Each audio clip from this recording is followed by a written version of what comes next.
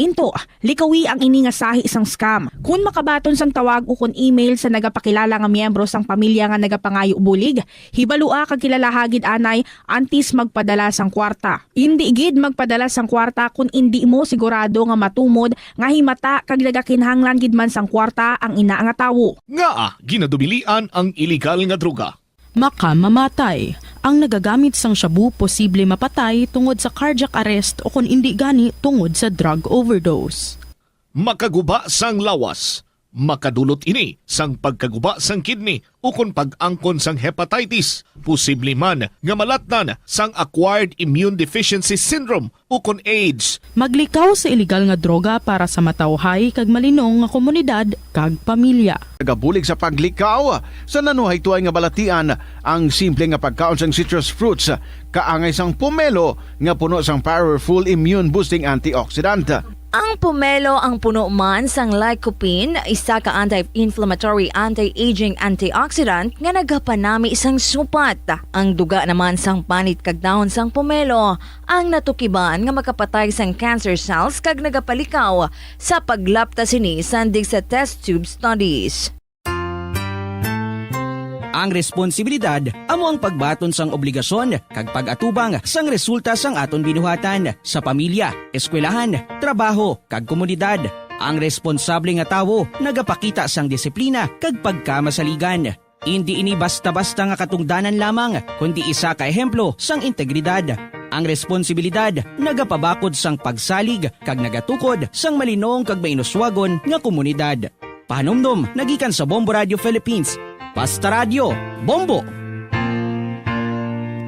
Energy conservation tip. Ibutang ang aircon sa 24 to 26 degrees. Kung kinahanglan gid magamit sang aircon, hindi ini pagpasubrahan sa kabugnaw o kung katugnaw. Ang recommended nga setting amo ang 24 to 26 degrees Celsius. Kung masyado kabugnaw ang setting, mas bugat ang trabaho sang aircon kag mas dako ang konsumo sang kuryente. Ang insakto nga temperatura nagahatag gihapon sang komportable nga kabugnaw nga wala nagausik sang enerhiya. Ang hini nga pahanumdum halin sa Bombo Radio Philippines, the #1 and most trusted source of news and information.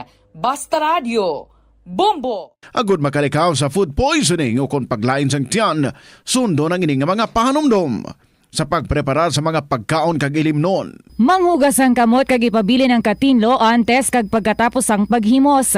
Kung nagamasakit, likawan ang pagpreparar sang pagkaon para sa iban.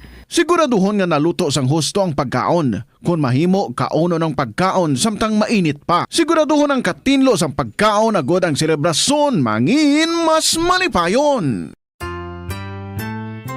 Ang pag-amlig sa palibot, isa ka responsibilidad sang tanan. Ang kalimpyo, kagayuhan sa aton ginapuyan, nagapakita sang aton pagrespeto. Ang husto nga paghaboy sang basura, pagtipig sa... problema po, labas sa impeachment court na ito o labas sa kaso ng Vice President ay dadalhin natin dito. Di po ba ang korte na ito na itatag para po sana kay Vice President at kay Vice President lamang? Mga ebidensya, mga testimonya, mga pahayag patungkol lamang po sana sa impeachment ng Vice President. Kasi dito pong mga nagdaang araw, Mr. Presiding Officer, Senate President, mga kasama, napansin ko po na nagagamit ang oras po ng impeachment court sa pagtatanggol po ng mga nakaraang araw ng sarili, ng ilan sa mga kasamahan natin, sa mga akusasyon. This is not the right forum and the right venue and not the right time to explain your situation. Kung gusto po ninyong mag-eksplika ng inyong mga saloobin, problema, maaari naman po ninyong gawin yan sa labas po ng oras ng impeachment court. Maaari pong sa press conference, nandyan naman po ang Senate media. Anytime po, nandoon sila sa Senate briefing room, press briefing room. Maaari din po sa Facebook o sa YouTube magpaliwanag. Huwag po nating gamitin ang oras ng impeachment court sa pagpapaliwanag o sa pagtatanggol ng ating mga sarili simula pa po noong nakaraang linggo. because the time we waste here to defend ourselves, defend what we believe or what have you, is an injustice to the Vice President. Yung oras po na ito dapat ilaan natin sa pakikinig sa depensa ng Vice Presidente, sa mga akusasyon laban sa Vice Presidente, hindi po pagdidepensa sa mga sarili natin kung tayo inaakusahan ng kung anong mga ahensya, kung tayo po ay may mga kaso, may mga investigasyon. This is not the right forum, Mr. Presiding Officer, Mr. President, Senate President. This is not the right place. This court was established, was created, the impeachment court, for the Vice President and Vice President only. This should be her time. This should be her forum, not our forum here, na ilabas natin ang saloobin natin, mga sagot natin sa mga akusasyon, mga kaso laban sa atin. And this is not also the time, Mr. President, Mr. Presiding Officer, na hanapin yung mga kasama nating nawawala, nakakulong, dapat po doon sa Senado natin, sa sesyon natin, and not here in this court, Mr. Presiding Officer, Mr. Senate President. Kaya pakiusap ko lamang po sana sa ating mahal na Presiding Officer and Senate President, let us follow the rules. May rules ho tayo. Kung hindi naman ho patungkol sa Vice President na sasabihin natin, hindi naman po patungkol sa depensa o prosekusyon ng Vice Presidente natin, then wag na ho natin payagan na magsalita pa po dito because nasasayang. Because every minute, every hour that we waste away from the defense or from the prosecution of the case of the Vice President, it is injustice. It is called injustice to the Vice President, to her family, yung anguish, yung kanyang sama ng loob, yung oras na nakabinbin ang kaso na ito. Let us do this impeachment trial as quickly as possible. If we have to clear the Vice President, then let's clear her. If we have to prosecute, then prosecute her with the evidence kung meron. Not waste our time kung ano-anong sinasabi natin dito to protect ourselves, to defend ourselves. This is not the right forum, Mr. Presiding Officer. Kindly wind up, Mr. Senator Senate Judge President. Erwin Tulfo. This is not the right forum for us to defend ourselves. Bring it somewhere else. Bring it to the press. Bring it to the social media, but not here. Thank you, Mr. President. The remarks of the gentleman are noted. Earlier, Senator Judge Alan asked to be recognized. Are you yielding in favor of Senator Judge Padilla? And thereafter, Senator Judge Soto, thereafter, Senator Judge Thank you, Padilla, Mr. before the Presiding chair Officer. makes a ruling on the matter. Yes, Senator Judge Alan Cayetano is recognized. Thank you. I'm happy. You may proceed, sir. I'm happy I finally heard Senator Judge Erwin Tulfo is concerned about the justice or injustice to Vice President Sara. That's good news. Regarding the waste of time here, sabi ni Senator Joker Arroyo, it is useless to argue a legal point with a non-lawyer. When Senator Marcoleta brought that up here, nagkaroon ng commotion. Senator Miriam stood up here many times and said, kaya ka nga nagpo 4 years na law school at nagbabar. So let me give my own interpretation. The impeachment court is formed with lawyers and non-lawyers. And we interact, and it's for everyone, and we're equal. But if there's an engineer here or a doctor, and they talk about medical principles, I have to either study and argue on medical principles. Hindi ko pwedeng sabihin, hindi, ganito lang yan, logic lang yan, etc. Diba? So, ang legal principle natin today is simple, integrity ng court. So, allow me to mention that to the people and help educate my colleague here. The integrity of the court and the justices or judges is always relevant. So if the Supreme Court or COMELEC, Court of Tax Appeals, Sandigan Bayan is being heard and the judges are being threatened, you give them time. So we cannot take the impeachment out of context. May nangyayaring flood control scandal, may nangyayaring gulo sa Team Unity na hindi na united ngayon. We consider Senator Marcoleta and Senator Jinggoy political prisoners, weaponized yung Blue Ribbon Committee at weaponized yung ano. So Mr. President, hindi tama na sabihin na I wasn't, after we brought up the problem with NBI, they doubled down, naggumawa pa ng task force. I mentioned 2 colleagues sa Salian, I didn't accuse them. Sabi ko lang, just like Vice President Sara, just because tumaas ang Salian, can we already ask for the BIR, for the AMLA and the bank accounts? So sabi ko, yan ang i-discuss namin sa Monday. Nag-react na, nag-accuse. I did not take up your accusations here today. Si Secretary Vince Dizon, 3 beses na nag-verify sa Taguig. Sinabi na 3 beses na walang ghost. Ngayon, i-verify ulit. I wasn't going to bring that up, but then i-question ninyo si Senator Padilla. It was all over the news na hindi niya inintindi or he snubbed the ombudsman. I was going to stand up before Senator Erwin stood up just to say, may registered mail. So nung una pa lang, 5 minutes si Senator Tulfo, so I'll take the 5 minutes also if you don't mind. The gentleman may proceed and kindly be mindful of the time. Yes, I will now. So I'm just saying, Senator Padilla just stood up to say, sumusunod siya sa batas, tapos. Kaya humaba to, dahil nga, hindi importante ata dito yung integrity ng judge. Lastly, kaya sinabi kong it's useless to argue a legal point. Ilang beses ko na narinig dito. It's our job to clear or prosecute the Vice President. Hindi po. It's our job to try and to decide. It's the prosecution's job to try to prosecute, and it's the defense job to convince us na wala. Our job is to try and to decide. And when you decide, you acquit or you convict. Why is that important? These are legal terms. Hindi pwede yung nanonood na law student ngayon sasabihin, trabaho pala ng judge to clear or to prosecute. Thank you, Mr. Presiding Officer, Mr. Senate President.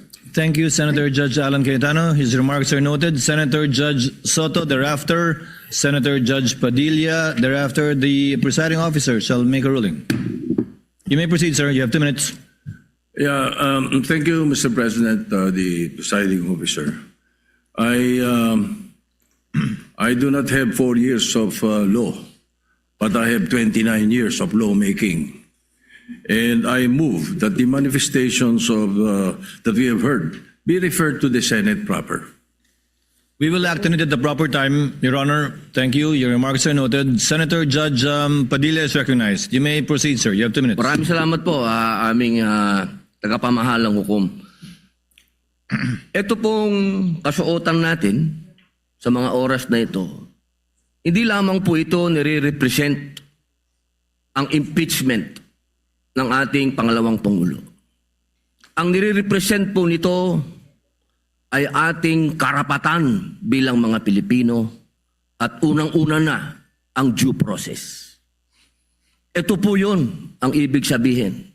Kaya ikaw ay pangalawang Pangulo, ikaw ang Pangulo, ikaw ay Senator Judge, ikaw ay magsasaka, ikaw ay mangingisda, kailangan may due process. Yung pong nangyari sa akin, na ako po ay nahusgahan na kagad bilang Senator Judge, ang pinaglalaban po natin integridad ng korte na ito at ng mga Senator Judge.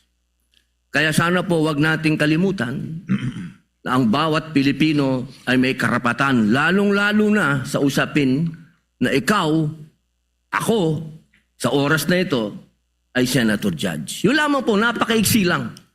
Due process, mga mahal kong kaibigan, mga mahal kong kababayan, maging prosecution, maging defense, sa ating lahat, huwag nating kalimutan, pantay-pantay tayo sa batas. Maraming salamat po.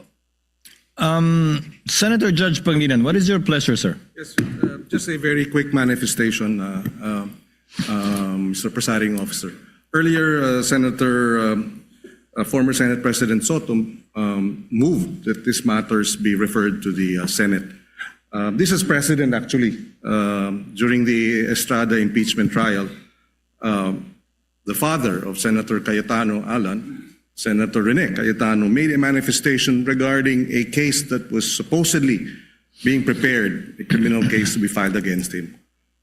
It was raised in the impeachment court, but ultimately the impeachment court agreed that the manifestation was referred to the Senate as a legislative body. So there is precedent for this.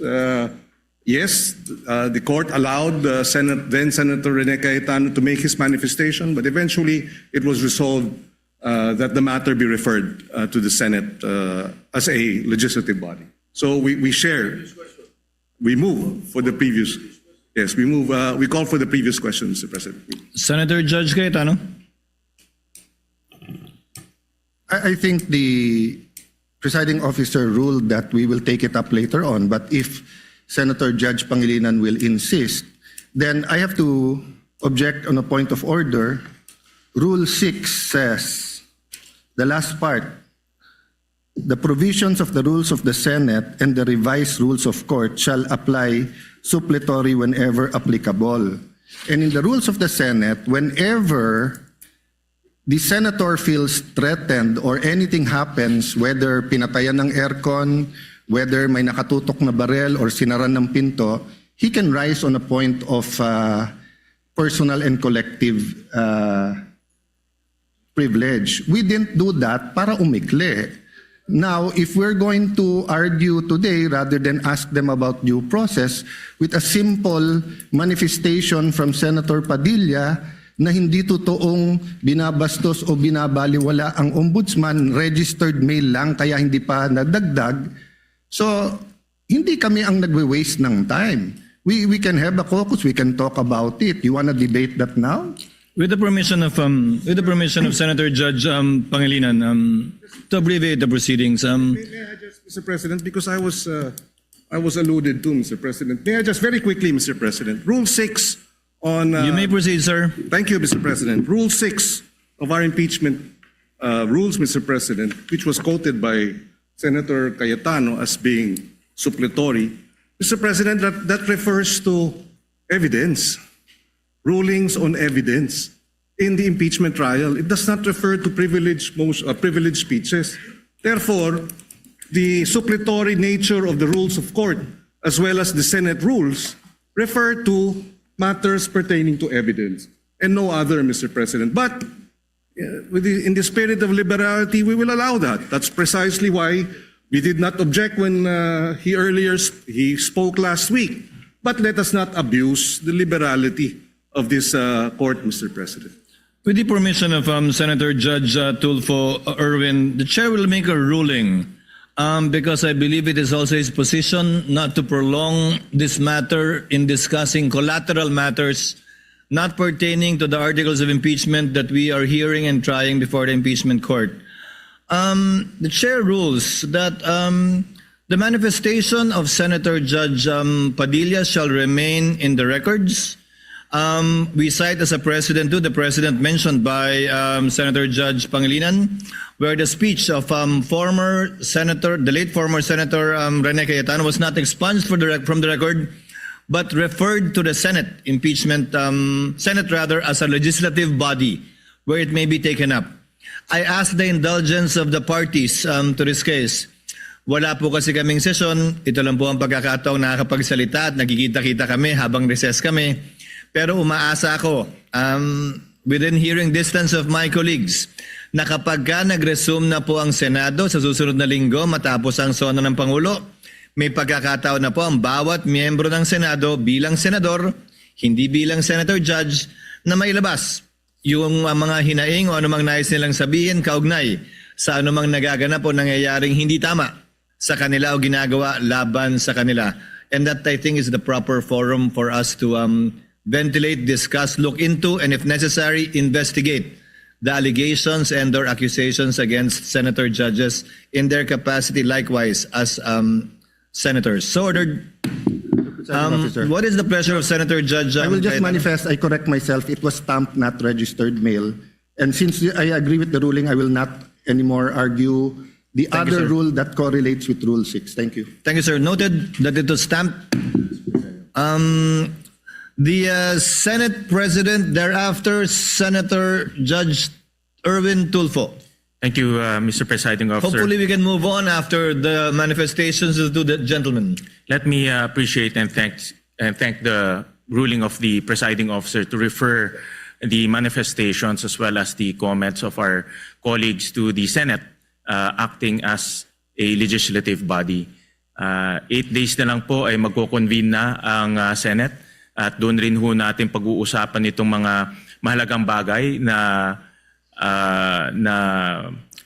pag-usapan ho natin ngayon. At kanina po ay narinig ko po yung komento ng ating kasamaan si Senator Romin Padilla at ito po yung mga bagay na dapat rin po nating talakayin pag nagbukas na po ang Senado in 1 week's time. So with the indulgence of our colleagues, importante ho yung oras ng trial sa mga darating na panahon. Nasabi ko nga nung mga ilang araw na mahaba pa yung ating dadaanan. Ito ay 7th day pa lang out of the 102 days na dadaanan ho natin. Kaya bawat oras, bawat segundo ay napakahalaga. At nagpapasalamat po ako sa ating mga kasamahan dahil po sa kanilang masusing pag-participate ho dito sa ating impeachment. Pero dadating rin po tayo doon sa pagtatalakay nitong mahalagang issue pagbukas po ng Senado. Maraming salamat, Mr. Presiding Officer. Senator Judge Erwin Tulfo, briefly, sir, so that we can proceed to the matter on hand. Very quickly, Mr. Presiding Officer, can we start now, sir? I was about to, sir. Thank you, sir. We wasted 26 minutes for nothing. Thank you po.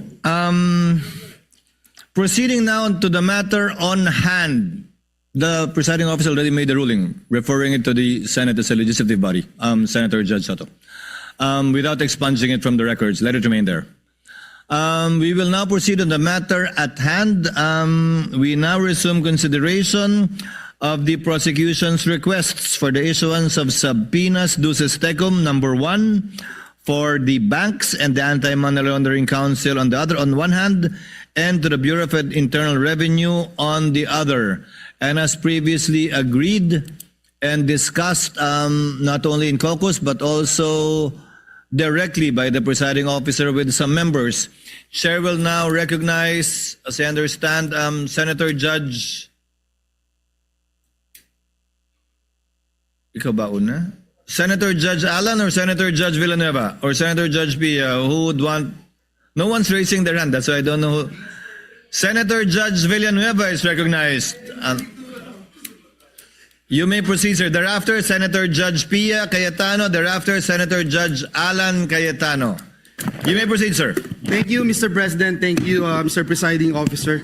As much as I am more than willing to give way to our dear colleagues. But Mr. President, before I make I inquire and pose some questions to the prosecution and the defense, may I also raise something, Mr. Presiding Officer? Gusto ko lang pong malinawan tungkol po dun sa procedural aspect, Ginoong Pangulo, dun sa motion na ito. Kasi sa regular courts, hindi naman po unusual na ang isa pong motion ay i-grant in part at i-deny in part. Depende po sa legal and factual basis ng bawat relief na hinihingi po, Ginoong Pangulo. So, pwede ko po bang malinawan lang, Mr. Presiding Officer, tama po bang sabihin ganun din yung kapangyarihan ng ating impeachment court? Maaari po ba na suriin ang bawat hinihinging sabina ng magkahiwalay at magpasya po batay sa legal at factual basis ng bawat isa sa halip po na tratuhin ang buong motion bilang isang all or nothing proposition? Tatratuhin ng hukumang ito bilang nag-iisang motion ang tag-isang motion na inihain ng prosecution. They only filed 2 motions, Senator Judge Villanueva, and the court will act on these 2 motions separately, regardless of the number of issues or sub-issues underneath each motion. The reason is simple. Because the court should be a passive body. By amending the motion into several parts and voting on it separately, we are essentially acting as if we were one of the parties. In voting for or against the grant of the motion, we should take into consideration all of the factors that may be raised for or against it. And it may be cited by the senator judge in explaining his vote or voting for or against it. Pangalawa po, bilang mga hukom, hindi tayo pwedeng masyadong aktibong makilahok sa paraan ng mga motion which is essentially a relief being asked for by a party sa pamamagitan ng paghahati ng mga motion na yan para pagbotohan ng hiwa-hiwalay. And there is precedent insofar as this position taken by the presiding officer is concerned. In the impeachment of the former Chief Justice, late former Chief Justice Corona, where then Senate President, presiding officer Enrile ruled that the ruling of the chair on motions are indivisible and may only be appealed in toto and not in part. Thank you, Mr. Presiding Officer. And it's clear to me now, despite the fact, Mr. Presiding Officer, Your Honors, that if there would come a time na, for example, sa isang sabina, may sinasabina na sa asawa o sa korporasyon o korporasyon na hindi naman relevant at material doon sa kaso, yun lang po, Ginoong Pangulo, ang ating nagiging reservation tungkol po dito. Ngunit naging malinaw po sa akin na magiging isang desisyon lamang doon sa dalawang motion na inihain. Tag-isang desisyon kada motion, pero pwede, gaya ng nasabi ng kagagalang-galang na hukom na senador, na pwedeng hindi ibigay yung lahat ng korteng ito. Pwedeng iba lamang, parte lamang, at hindi eksakto ng hiningi niya. Pero yun ang pagpapasyan na bilang isang nag-iisang motion. Marami pong salamat. Naging mas malinaw po sa kinatawan na ito ang ruling ng ating presiding officer. May I start raising some questions, Mr. President, Mr. Presiding Officer, to the two parties, Mr. Presiding Officer, just for the guidance of the court, and I think it's important that we distinguish between two separate procedural questions. Una, kung dapat po bang i-produce ang hinihinging records, at pangalawa, kung ang mga records na iyon ay magiging admissible, at kung anong evidentiary weight ang dapat ibigay sa kanila. So let me start by asking our lead prosecutor, Congressman, to our dear Congressman, would it be correct, sir, to say that the issuance of a subpoena merely compels the production of records and does not by itself amount to a ruling that those records are admissible, relevant, or entitled to evidentiary weight, Your Honor? Before the member of the panel for prosecutors answers, he's not the lead prosecutor. The question is addressed to the Honorable Representative Chel Jokno, who is a member of who is part of the panel of prosecutors who will be answering your questions. And for the record too, on the part of the respondent, I think it's Attorney Poa who will be answering. That's correct. Thank you. So that we don't need to identify each one each time anymore for the record. Thank you. The Honorable Jokno may respond to the question of Senator Judge Villanueva. You may proceed, sir, when you're ready. Thank you, Your Honor. Good afternoon to all the members of this honorable court. Naisagot na po ata yan ni dating presiding Judge Juan Ponce Enrile dun po sa Corona impeachment case. And if I may quote just a brief portion from what he said, I would like to explain that the resolution of this court was simply to authorize the issuance of a subpoena. And whether those evidence subpoenaed are admissible evidence, given the fact that they apparently appeared in violation of existing laws, is a question that must be resolved in due course. So ang ibig po sabihin, ang hiling lang po ng prosecution ay may labas ang ebidensya, pero wala pa po tayo dun sa punto kung tatanggapin ba nitong hukuman ang evidence na yun, kung siya po ay admissible o hindi. Maraming salamat po sa inyong tugon, Representative Jokno. Kaya po, nilahad ko po yan nang sa ganoon, maitanong po natin ang defense panel if that distinction is correct, would the defense still maintain that the mere issuance of a subpoena is by itself already prejudicial to the respondent even before the court has ruled on admissibility or weight? Yes, Your Honor. Good afternoon, Honorable Senator Judges. Yes, while we agree with the position of the prosecution na hindi pa naman pinag-uusapan ang admissibility sa puntong ito, what we are questioning is really yung subpoena mismo po. Dahil sa ating pananaw, ang isang subpoena, at hindi lang sa ating pananaw, but even under jurisprudence, meron pong requirements bago tayo makapag-issue ng subpoena para maging valid yung subpoena na yun. At yun po yung napag-usapan natin nung nakarang linggo, na definiteness and relevance. Ngayon, yung twin requirements na yun, para po sa pananaw ng depensa, ay lacking in this case. And that is why we maintain our position as regards opposing itong request ng prosecution sa pag-issue ng subpoena.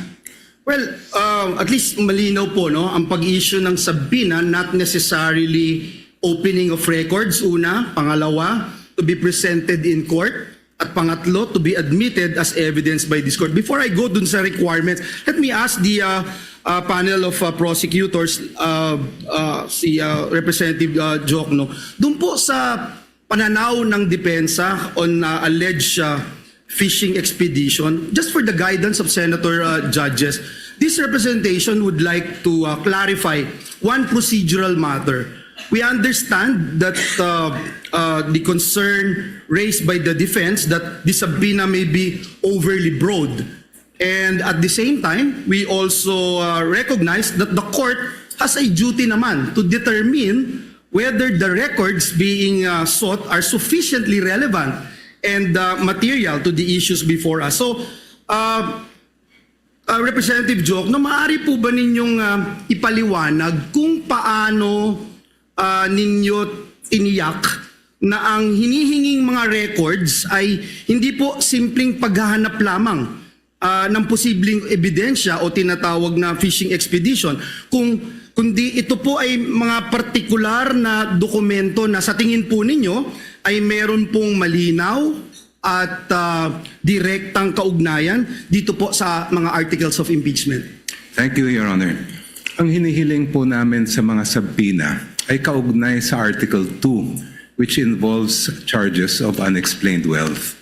Kung titingnan po natin yung mga jurisprudence pagdating sa unexplained wealth, klarong-klaro po na sinabi mismo ng Korte Suprema na kailangan makita yung buong larawan, hindi lamang po ng mga salin na final ng isang lingkod bayan, kung hindi lahat ng kanyang kinita, both what we would call lawful and, if there is, illegitimate income. Ang salin po kasi ay parang snapshot lang po yan, year-end, kung ano yung mga assets, liabilities, and net worth ng isang government official. Ang ITR din po ay parang short video lang po yan ng mga transaksyon ng isang taxpayer sa kabuuan ng taon na yon. Makikita lang po natin yung buong larawan pag nailabas natin ang mga bank records. Kasi doon po, yung day-to-day na lumabas at pumasok sa isang account ay mabubuo po natin. And in fact, in the case of DOF Rips versus Merencilia, ito lang pong portion ang babasahin ko. Sabing ganun ng Supreme Court, the failure of the complainant to take into consideration respondent Rafael's net worth from the time he entered government service and the failure to take into consideration all of his possible sources of income in relation to his real and personal properties do not support the conclusion that he has unexplained wealth, considering that his true net worth was not determined. Ito po ay sabi ng Supreme Court, Ombudsman, hindi nyo nagawa yung inyong trabaho. Kaya ayaw po namin tumulad sa nangyari kay Ombudsman dito sa kasong ito. We want to see the entire picture. Kaya po namin hinihingi yung BIR records, pati yung mga bank records, and even the Anti-Money Laundering Council records para makita po natin yung buong story as far as both the assets, liabilities, and net worth are concerned, and the lawful, and if there is unlawful income acquired by the respondent. Last question no, sa prosecution. No? Sir, binanggit po kanina nung defense panel yung requirements which is, should be relevant and specific, and kinikilala po natin dito sa korte na yung subpoena is an important tool na available po dito sa impeachment court in the search for truth. Pero kinikilala din po natin na ang mga records na ating hinihingi ay may tinatawag na statutory protection under our laws. Now in this regard, Your Honor, bago po ninyo hiniling ang compulsory production ng mga confidential records na ito, may we know what led the prosecution to conclude that the issuance of subpoena is the least intrusive and most appropriate means of obtaining the information sought? In other words, Your Honor, paano po ninyo masasabi na itong subpoena is not only relevant but also necessary and proportionate under these circumstances? Ang subpoena po ang tanging paraan para makuha ng initong hukuman ang mga kinakailangan po natin na datos at informasyon at dokumento. At hindi naman po siya intrusive dahil tulad na nabanggit ko po kanina, ay hindi pa naman ito question ng admissibility. Ang kailangan lang ay ma-produce sa korte yung mga dokumentong hinihingi. The issue of admissibility will come later and the defense will have sufficient opportunity to object and to oppose. Ngayon po, as far as the particular records that we are requesting are concerned, ito ay nakabatay nga sa nabanggit ko pong desisyon ng Supreme Court na pag tinitingnan natin ang issue ng unexplained wealth, hindi lang po pwedeng snapshot ang titingnan natin. Kailangan mula sa unang araw ng paglingkod ng isang lingkod bayan, yung kanyang final na salin, lahat ng mga kinita niya ay makita natin. And that will be shown both by the bank records that we are requesting to be produced as well as the BIR and tax records that we are requesting. Thank you. Thank you very much. Sa depensa po, binanggit niyo ho kanina yung relevance, and if I recall it right, last week, the good gentleman, Attorney Powa, made mention about the questions on confidentiality, sir, no? And this representation would like to better understand the legal basis of the defense position on confidentiality. We recognize that the law places a premium on protecting confidential information. And at the same time, we are also dealing with a request made in the course of a constitutional proceeding before this impeachment court. At bilang mga senator judges, it's our constitutional duty to try and decide on impeachment cases. Mr. Defense Counsel, yung Section 8-A of the Anti-Money Laundering Act, binanggit niyo po ito last time, which prohibits the disclosure of confidential information. How should this apply to records sought through a subpoena issued by the impeachment court? Because as I read, Your Honor, Section 8-A, it imposes confidentiality, but it does not expressly create an absolute privilege against the subpoena. There is a distinction between an authorized disclosure and production pursuant to a lawful order of a constitutional body. So, again, my question, Your Honor, where exactly in Section 8A does it say that AMLC may refuse a lawful subpoena from this court, Your Honor? Thank you for that question, Your Honor. Unang-una, sagutin ko lang po yung pretense ng inyong tanong. No? Sabi nyo, this is a constitutional body, hindi po ba?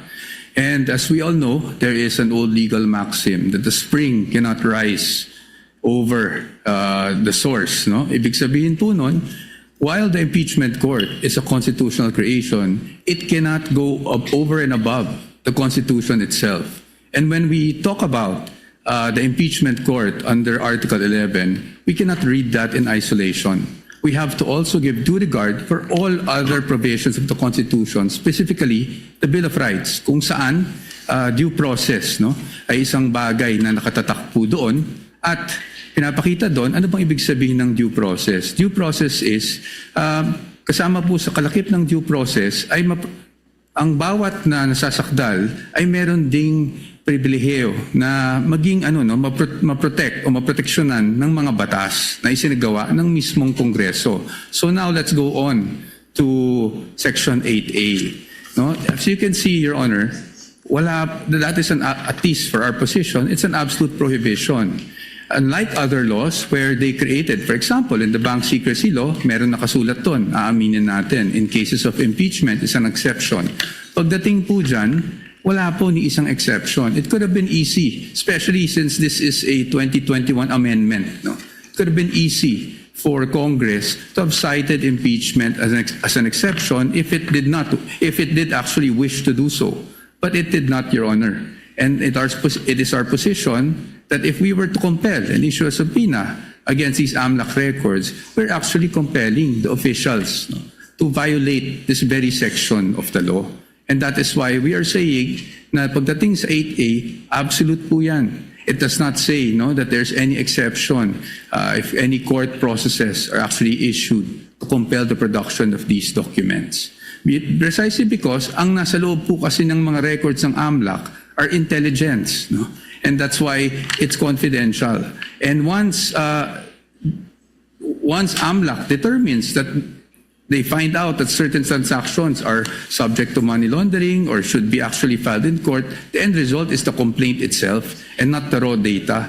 And that is why, Your Honors, as to the raw data or the information that they receive, yan po ay strictly confidential under 8A. Thank you for that.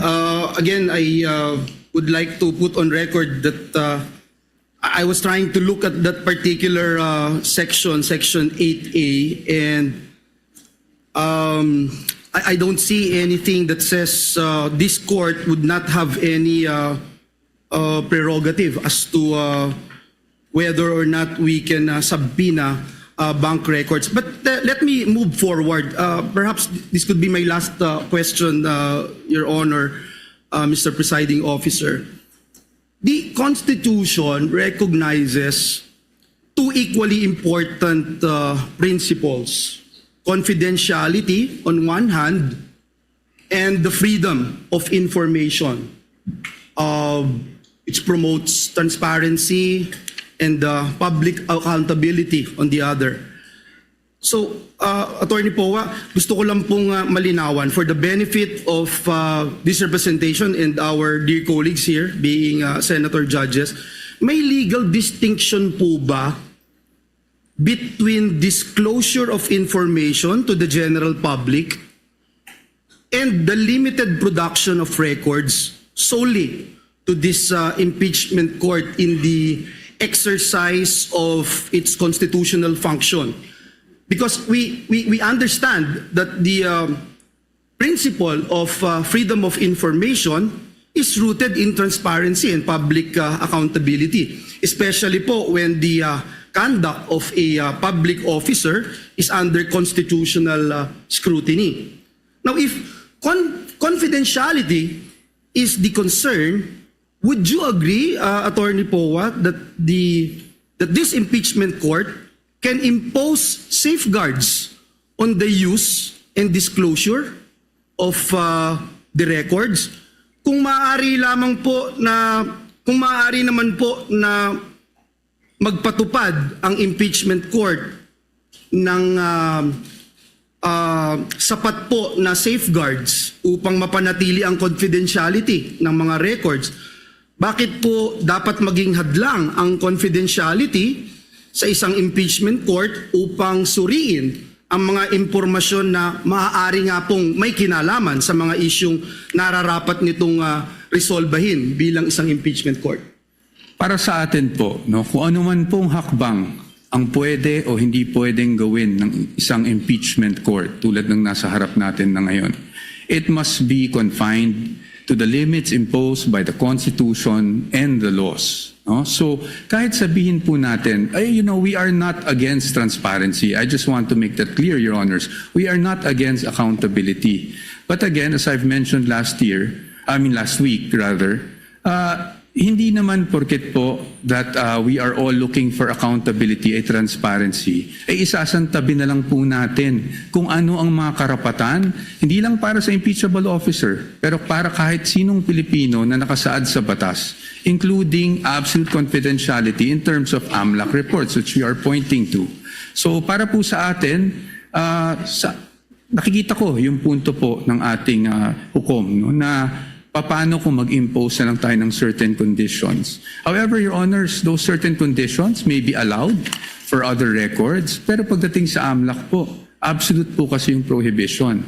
And if we were to amend or at least suspend the provision of 8A, then it is as if this honorable court is actually doing some sort of judicial legislation, no? Because we are technically suspending this law for a specific person na hindi natin pwedeng gawin sa iba. That is why ang sa akin lang po, ang sa amin sa punto ng depensa is paano po yun? Meron po bang instances na papayagan na lang natin, isang tabi natin yung batas at merong instances na hindi?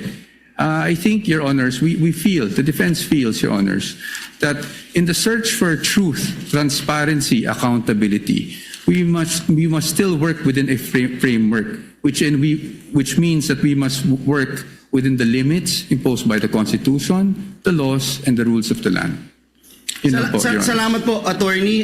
Mr. Presiding Officer, just a few seconds, just to put on record, ang Senado po ay nasa plenaryo na po yung proposed Bright Act natin na maraming sumuportang mga kasamahan natin.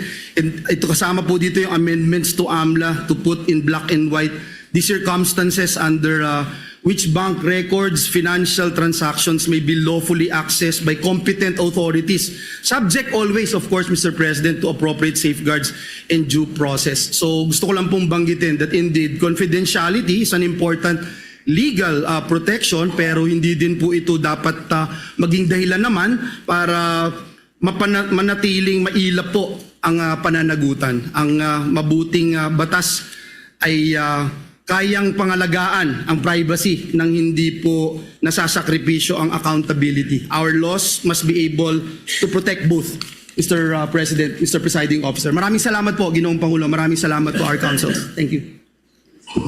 Thank you, Senator Judge Villanueva. Your remarks and responses thereto are duly noted and entered into the records. Senator Judge Pia Cayetano is next, I believe.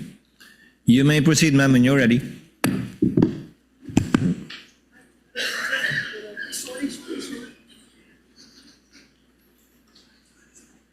Hindi na ako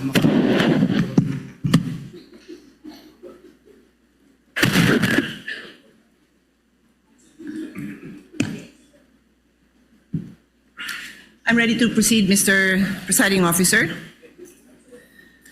I'd like to start this discussion with a question that hopefully will allow our kababayans who are watching, listening, to understand the situation. Of course, I pose it also to the parties. If the government had in mind that there's a business, and of course, a particular businessman or businesswoman who is violating a lot of laws pertaining to the operation of their business, be it customs law, BIR, regulations, can they just proceed and pwede ba silang basta na lang mag-request ng dokumento o mag-file ng kaso na requiring the businessman and the corporation to produce those documents? Pwede ba? So yun ang pag-isipan natin, no? Kasi yun ang tanong eh. Similarly, ginagawan ko lang ng ibang analogy para maintindihan ng mga kababayan natin. So this is the essence, dear colleagues, parties, of the principle of due process. This is ingrained in our Constitution. Totoo po na may karapatan ang gobyerno at obligasyon ng gobyernong patakbuhin ng maayos ang gobyerno. But it is always with due respect to the rights of every individual Filipino. That is the right to life, liberty, and property. So bago mo sagasaan yung right to life, liberty, and property, siguraduhin mo lang na may basehan ka. Yun lang naman ang sabi. So of course, ako, gusto ko talaga na maayos ang patakbo ng gobyerno para if somebody's life is also in danger, then government has to step up and prevent somebody's liberty. Kasi nga, sinasagasaan niya yung life and liberty ng ibang tao. So it's a balance, no? I think we can all agree it's a balance. So I want to go straight into a landmark case and I will ask both parties for their legal opinions on it kasi it is a legal proceeding. Pero gawin niyo lang simple para hindi masyado complicated para sa mga nakikinig sa atin. So in the landmark case of Stonehill versus Diokno, 1967 pa po to, karamihan ng mga lawyers hindi pa pinapanganak. The importance of due process was highlighted and the Supreme Court discussed 2 points. General warrants are void. Sabi ng Supreme Court, a warrant must be issued on probable cause for one specific offense and must particularly describe the thing being seized. So kailangan particular ang description dun sa warrant. Warrants that leave it to the discretion of the officers serving them to decide what to seize or general warrants are outlawed by the Constitution because they place the sanctity of the home and privacy at the mercy of prosecutors. So sinabi dito na kailangan specific. Take note warrant ito ha. So naman ang pinag-uusapan natin. Alam ko po yun. Pero I'm pointing it out kasi ang magiging tanong ko later on is kung relevant ito sa kaso. Okay? The other principle that was established in Stonehill versus Diokno was the exclusionary rule. Evidence obtained through an unconstitutional search is inadmissible for any purpose in any proceeding. Ito po yung tinatawag na the fruit of the poison tree. Pag nakuha mo yung information dun sa bawal na paraan, kung ano yung information mo, bawal ipakita yon. And this is where I need to get guidance from the presiding officer. If I'm allowed, I don't have to name names, to share the discussion that we had in caucus para lang mabanggit ko na ito yung mga provisions of law na napag-usapan. Am I allowed to do that? Would you like me to approach you? Please let me know because I will abide. Basically, because ang nangyari is we had our own discussion and I want to mention the provisions of law that we discussed. I don't have to mention names. The lady may proceed. Okay, thank you. So, tungkol dito sa exclusionary rule, ulitin ko, fruits of the poison tree, dun nga sa aming very open discussion and I thank many of our colleagues who were I think we engaged in a fruitful discussion for some, not for all. I think yung iba talagang gustong makipag-debate at di-debate kasi gusto ko rin matuto, no? I think all of you will attest na I also wanted to learn from all of you kung anong perceptions nyo sa batas, kung ano din yung sinasabi ng mga abogado nyo. So dun sa fruits of the poison tree, sabi ko, kung yung pinanggalingan ng mga dokumento bawal na kunin ng basta-basta, then paano mo gagamitin? And meron kasing observation na lumabas na kasi yung documents na yon sa House. So nakita na ng publiko sa House. So sabi ko, pero if I will look at, and this is where I will pose the question to all of you, no? Medyo layered so pasensya na sa medyo complicated. Yung isang concern ng defense na nabasa ko is that hindi nag-allege ng ultimate facts. Hindi klaro kung ano yung naging kasalanan at hindi na-identify ng maayos itong facts na to that lead to a conclusion of law. So wala daw yun. Later on, I will ask both parties again to also clarify that. But the point is, kung walang basihan yung paglabas ng ebidensya na yon, it is the fruit of the poison tree, then you cannot use it. So yun yung importante dito kasi I'm sure nakita nyo no sa korte, kahit sabihin nyo pong sa mga legal drama na na-throw out, the case is thrown out because na-violate ang due process. So that's the discussion I want to have. I want to hear both ha. Wala akong kinikilingan dito. I'm just explaining na yun yung argument ng defense na walang due process, kulang, at why prosecution would you say na nasusunod yung due process. And before I give the floor to the parties, yung sinabi kong kaso na Stonehill versus Diokno, very interestingly, involves the esteemed father of our colleague, Congressman Prosecutor Chel Diokno. In the case of Stonehill versus Diokno, the father of Congressman Diokno was the Secretary of Justice. And in this case, the government, through the Secretary and other prosecutors, suspected that Harry Stonehill and his associates and several corporations that they controlled were violating central bank laws, tariff and customs laws, Internal Revenue Code, and the Revised Penal Code. So nag-request sila ng issuance of search warrant. At ang gusto nilang tingnan is books of accounts, financial records, vouchers, receipts, ledgers, etc., and other documents showing all the business transactions. Stonehill and the other petitioners filed a petition before the Supreme Court arguing that the search warrants were general warrants because they did not particularly describe the things to be seized. So, general pa pala yun. Books of accounts, financial records, receipts, general pa pala yun. And the Supreme Court ruled that indeed, general warrants are void. Warrants must be based on probable cause. Nasabi ko na yun, ano? And then the case also adopted the exclusionary rule, holding that evidence seized under an unconstitutional warrant is inadmissible. So, I now pose my questions. Applicable po ba ang kaso na ito, Hill versus Diokno, as far as the prosecution is concerned, and then also for the defense, applicable? Take note, I've read most of the pleadings. Well, all of the pleadings, mahahaba sila.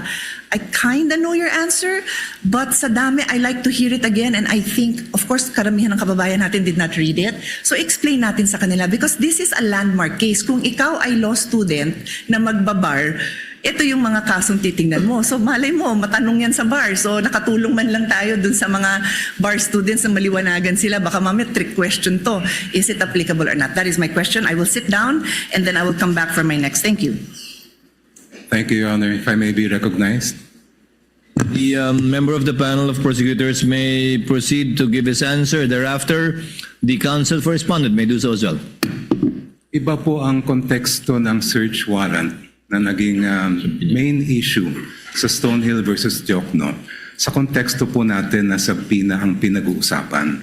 Ang search warrant po, ang governing law po dyan ay nasa Bill of Rights natin, Article 3, Section 3. At kaya siya nandun dahil very invasive po ang search warrant. Pag ang isang judge ay nag-issue ng search warrant, pwedeng pasukin yung opisina o yung bahay ng person involved, pwedeng halongkatin yung lahat ng mga gamit niya doon sa kanyang opisina o sa kanyang bahay. Kaya po naglagay ng maraming limitasyon ang ating konstitusyon dahil marami ng pang-aabuso, marami ng mga halimbawa ng pang-aabuso na nangyari kahit noon pa. Iba po ang pinag-uusapan natin ngayon. Ang pinag-uusapan natin ngayon ay subpoena. Hindi po ito license to enter an office or to search any place. Ito po ay mismong humihiling lang ng mga dokumentong nakasulat sa loob ng subpoena. Therefore, the contexts are very different. When we speak of a search warrant, I do agree there should be very specific limitations on how that warrant can be enforced. Pagdating naman po sa subpoena, meron din po yan, but that is not governed by the Constitution. It's governed by Rule 21 of the Rules of Civil Procedure, which basically provide that for a subpoena to be valid, it must be relevant and it must be definite. Ibig po sa relevance ay may kinalaman o may kaugnayan yan sa mga kailangan patunayan ng mga facts. At pagdating naman sa definiteness ay klaro kung anong mga iba't ibang dokumento ang hinihingi. In our case, we respectfully submit, Your Honors, that we have met both the standards of relevance and materiality. The BIR records, the bank records, and the records of the Anti-Money Laundering Council are relevant to the facts in issue pertaining to the charges of unexplained wealth. Hindi po natin malalaman kung talagang merong unexplained wealth ang Vice President kung hindi natin mabubuksan yung kanyang mga bank records, kung hindi rin natin makikita at mailalatag ang anti-money laundering at BIR records po nila. And insofar as definiteness is concerned, we have specified the particular documents that we are requesting, and we have included as well an explanation of why those are important. Kaya sa aming pananaw po ay we have satisfied the requirements for a subpoena to Sesteco. Thank you. Mr. Presiding Officer, before we recognize the defense, just a quick follow-up question. Hindi ko may lapit eh. Bigyan ko ng time na bulungan muna siya ng kasama. I'm sorry. Okay na kayo? No, it's okay. Senator Judge Pia, would you like the counsel for respondent to answer? Not yet, Mr. Not yet. My Okay. request was if Okay. I'll just ask a follow-up question. You may proceed, Thank ma'am. you. Thank you for that. I appreciate His Honor's response. May I simply point out, and again, please give me your explanation. Tama ho yung pagkabanggit nyo na yung nature ng search warrant very invasionary, di ba? Because it requires that pasukin yung bahay, halugugin yung gamit. Pero hindi kaya invasive din yung paghalubhog ng records? Is that not extremely parallel? I mean, is it not very similar in the sense that what is being questioned now are the very essence of somebody's savings, earnings? So, which we have to agree, I think there's no doubt that that is protected, but in fact, His Honor is saying that it would fall under the police power. So, imbis na papasukin mo sa bahay na nandun yung mga dokumento, you will do the same by asking these agencies, whether it is the BIR, the banks, or AMLA, to now reveal these documents. So that's my question. Is it in the prosecution's is it the point of view of the prosecution na iba yon, hindi ba invasive yon? Kayo gumamit ng word na invasionary, no, but I'll use invasive. I think, yeah. Anyway, please answer, and then we'll give the floor to the defense, Mr. Presiding Officer. Counsel for the panel for prosecutors may answer as he pleases. Yung pong search warrant, kung ano man ang makuhang ebidensya doon, ay direktang binibigay po yun sa court, and that is now considered as evidence by the court that issued the search warrant. Iba po ang subpoena, dahil pag naglabas ang isang hukuman ng subpoena, itong mga records ay hindi po siya considered yet as evidence. Yan po ay ipoproduce lang, dadalhin lang po sa korte, and now it is up to the parties, and I refer to both parties, to decide which of those documents may be relevant in terms of the evidence that they are need to present. Yung pong nakikita po natin sa subpoena, it is not in any way invasive because, as I mentioned earlier, as pointed out by Senator Enrile when he was the presiding officer in the Corona trial, we are simply having those documents produced. The admissibility of those documents will only be determined after if offered by the parties. Kaya po sa aming mga pananaw ay malaking-malaki ang pagkaiba ng search warrant sa subpoena. Your Honor, may I be... With the permission of the lady Senator Judge, counsel for respondent may now give his answer to her query. You may proceed, sir. Thank you, Your Honors. Your Honors, ang posisyon po ng depensa dito ay subpoena and a search warrant are very much similar in that both are compulsory processes. So, yes, hindi tayo papasok sa bahay ng isang tao o ng nasasakdal, but it will be intrusive because we will be opening up all the financial transactions for, sabi nga dito, almost 20 years of the respondent. Kaya po, katulad ng isang search warrant, the things that we are asking for through a subpoena must be particularly described. Kanina po, nabanggit po ng aking kagalang-galang na opposing counsel na particularly described na po yung kanilang naisulat. However, the defense does not agree with that proposition because if you look at it, tama naman po, nakasulat po dito ng hinihingi nila ay account opening and maintenance records, KYC documents, information files, signature cards, all account and transaction records, ledgers, journals. Basically, Your Honors, this is everything. Ibig sabihin, ni-specify lang nila ang nilalaman ng lahat ng bank records ng respondent. So in our view, Your Honors, while they took pains to specify each and every document, the truth of the matter is they're asking for everything. Ngayon, pagdating sa subpoena, and even in the case they cited, yung Rocco versus Contreras, no? Nakasulat po doon that for a subpoena to be validly issued, when we talk about particularly describing yung kung ano yung hinihingi, it has to be evidence that is both relevant and material. So ang tanong namin, saan ba dito yung relevant or material? Kasi lahat na po ng records hiningi eh. So, and this bolsters our theory, of course with all due respect to the opposing side, na kaya namin tinatawag o kaya namin natawag na fishing expedition ito. Kasi lahat na ng records hiningi, pero hindi naman matukoy which would actually be relevant, which would actually be evidentiary to the accusations they have made under the articles of impeachment. So, pero dito, hinihingi natin 20 years worth of records. And then, paano po yun? Hihimayin natin, maghahanap tayo ngayon kung may relevant o wala. Which brings me back to yung BIR records. Nakaseal po yung box. So I would say, both parties, hindi natin alam kung anong nasa loob nun. Yet, we're hoping na somehow, pag nabuksan yung box na yon, meron po tayong makikitang ebidensya. And that's why, again, with all due respect, we called it a fishing expedition. Kasi hindi naman na-identify kung ano mismo doon yung pwedeng ebidensya laban sa sinasabing unexplained wealth umano ng Vice Presidente. So, with the question, for us, yes, the Stonehill case, Stonehill versus Diokno, directly applies to the current proceedings. Kasi nga po doon, sinasabi talaga na dapat specified yung hiningi, particularly described and relevant. But as of this point, they're asking, Your Honors, for all of these things.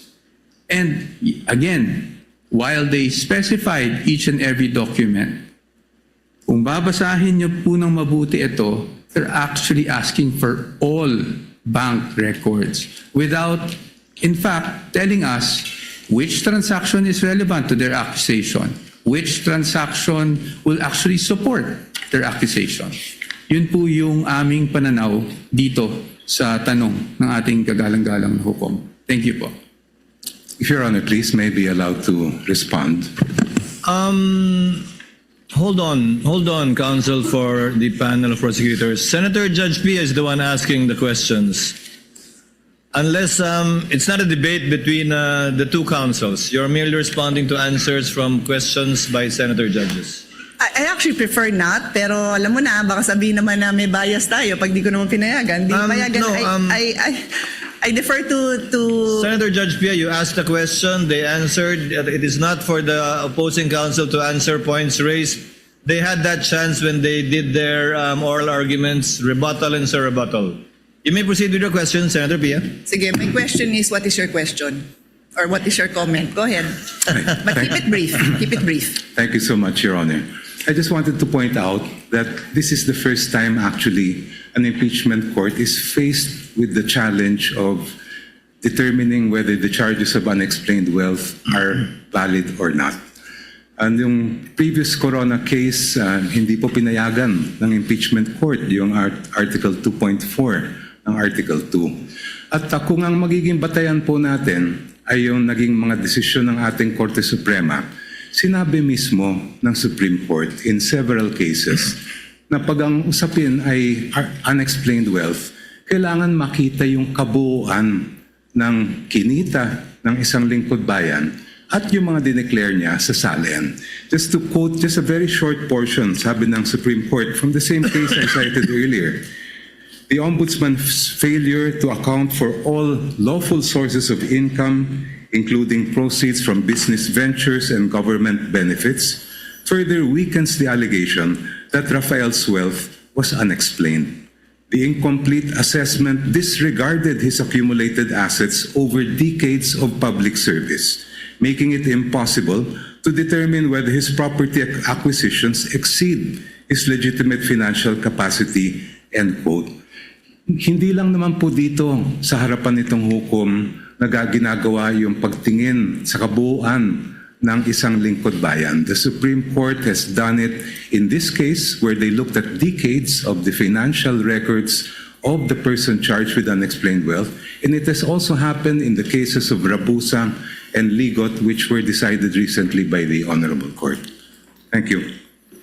Your Honor, may I at least be given just 1 minute to respond to that, Your Honors? But of course, I will submit to the pleasure of Judge Your Honor. Of course, I yield. Of course, I yield. The same opportunity, I'm assuming. Yes, Your Honors. Again, hindi ko po tinutuligsa o ino-oppose yung mga na-mention na case ng aking distinguished opposing counsel. However, those cases do not involve impeachment. And why is that relevant?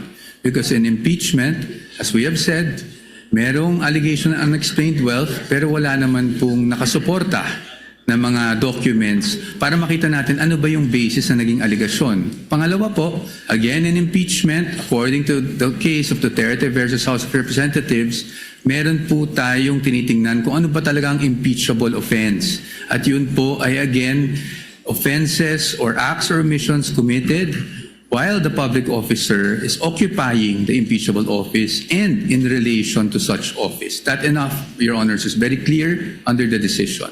That is all, Your Honors. Thank you, Counsel for Respondent. Senator Judge Pia, may proceed.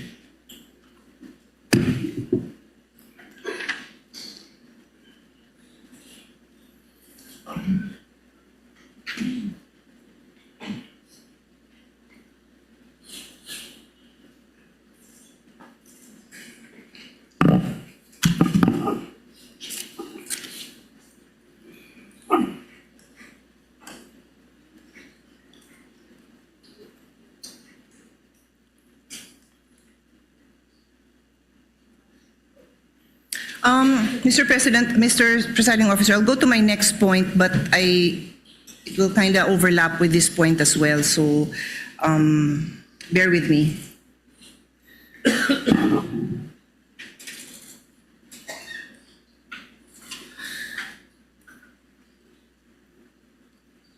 My next point, Mr.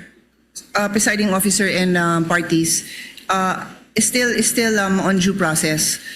This is the requirement that every pleading must allege ultimate facts and must not contain conclusions of law. So again, I'll start with an example. If for example, if there's a case filed, no, and sabi si Juan robbed the house of Mario. So para maintindihan ng mga kababayan natin, Juan robbed the house of Mario. That is a conclusion of fact. Nangyari na daw yun. And if there's another allegation that says, therefore Juan is guilty of robbery, that is a conclusion of law. So, again, I try my best not to be technical. I would have wanted to be a teacher, if not a lawyer, so I do like to be able to explain things well. So, ang hinahanap dito is, bakit mo, gusto mong patunayan yung facts mo? Yun yung kailangan sa ultimate facts. Kailangan mo patunayan, bakit mo sinasabing Juan robbed the house of Mario? Di sasabihin mo, ang ultimate fact dyan, example, is si Juan ay nakita dun sa vicinity ng bahay ni Mario. Tapos ito si Mario, narinig na nagsisigaw na ninanakawan kami, whatever. Tapos yun, meron siyang testimonya na ano yung nawala sa kanila. Tapos may nakakita na kamukha ni Juan yung nandun. Tapos namukhaan nila, na-describe nila na 5'10", medyo mapayat, ganon. So yun yung mga ultimate facts na later on sa evidence, patutunayan. That's just very general, no? And then later on, para nga mapatunayan yung robbery, i-allege ngayon yung elements of the crime that constitute robbery. So, nung di pa ako abogado, di ko naman alam ang difference ng robbery and theft. Yung robbery kasi qualified yan eh. So, pumasok siya sa bahay using violence. That's what makes it robbery. So, kailangan i-allege yun. Sorry to be a bit technical. Alam kong yan ang phrase of the day. Let's not be technical. Phrase of the week, phrase of the month. But we have to be able to explain these things in a way that people understand without forgetting that these are rights of the defense and rights of the person who is being tried here, and kailangan maliwanag yung ating mga accusations. So, my question now goes to both the prosecution and the defense. I know that the defense in their answer questions the failure of the complaint or the articles to allege ultimate facts, and therefore I think they filed the case before the Supreme Court. I'll give you your time to answer because I don't really recall that I heard it mentioned in the oral argument. So again, with the permission of the presiding officer, papasadahan ko lang naman na nabanggit ko yun na nandyan yan sa nandun sa memorandum, pero hindi ko naalalang, I'm just speaking naman for myself kung ano yung mga sinabi ko dun sa aming meeting, na hindi ko naalalang nabanggit. Baka naman nasabi, hindi ko lang naalalang na-emphasize kasi nga limited yung time. But I do recall that it's in the complaint, it's in the answer, and then it's also in the memorandum. So, pinupursue nyo pa ba ito? Kasi me as a judge, importante to kasi paano ba didepensa ng maayos kung hindi nga nag-a-allege ng ultimate facts that go into the case. And then, for the prosecution naman, may I ask you kung saan because bawal ho na tanungin ko for you to state your case. I cannot do that, no? But what I'm asking is if you can point out sa inyong articles kung saan dun yung allegations of ultimate facts. Kasi public document naman yan eh. Para lang maaral ko na asan dyan yung allegations nyo of ultimate facts. And this is where, before I pass on the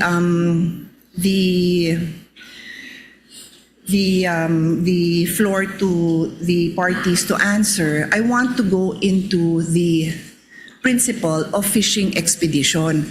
Nagkataon na I came across the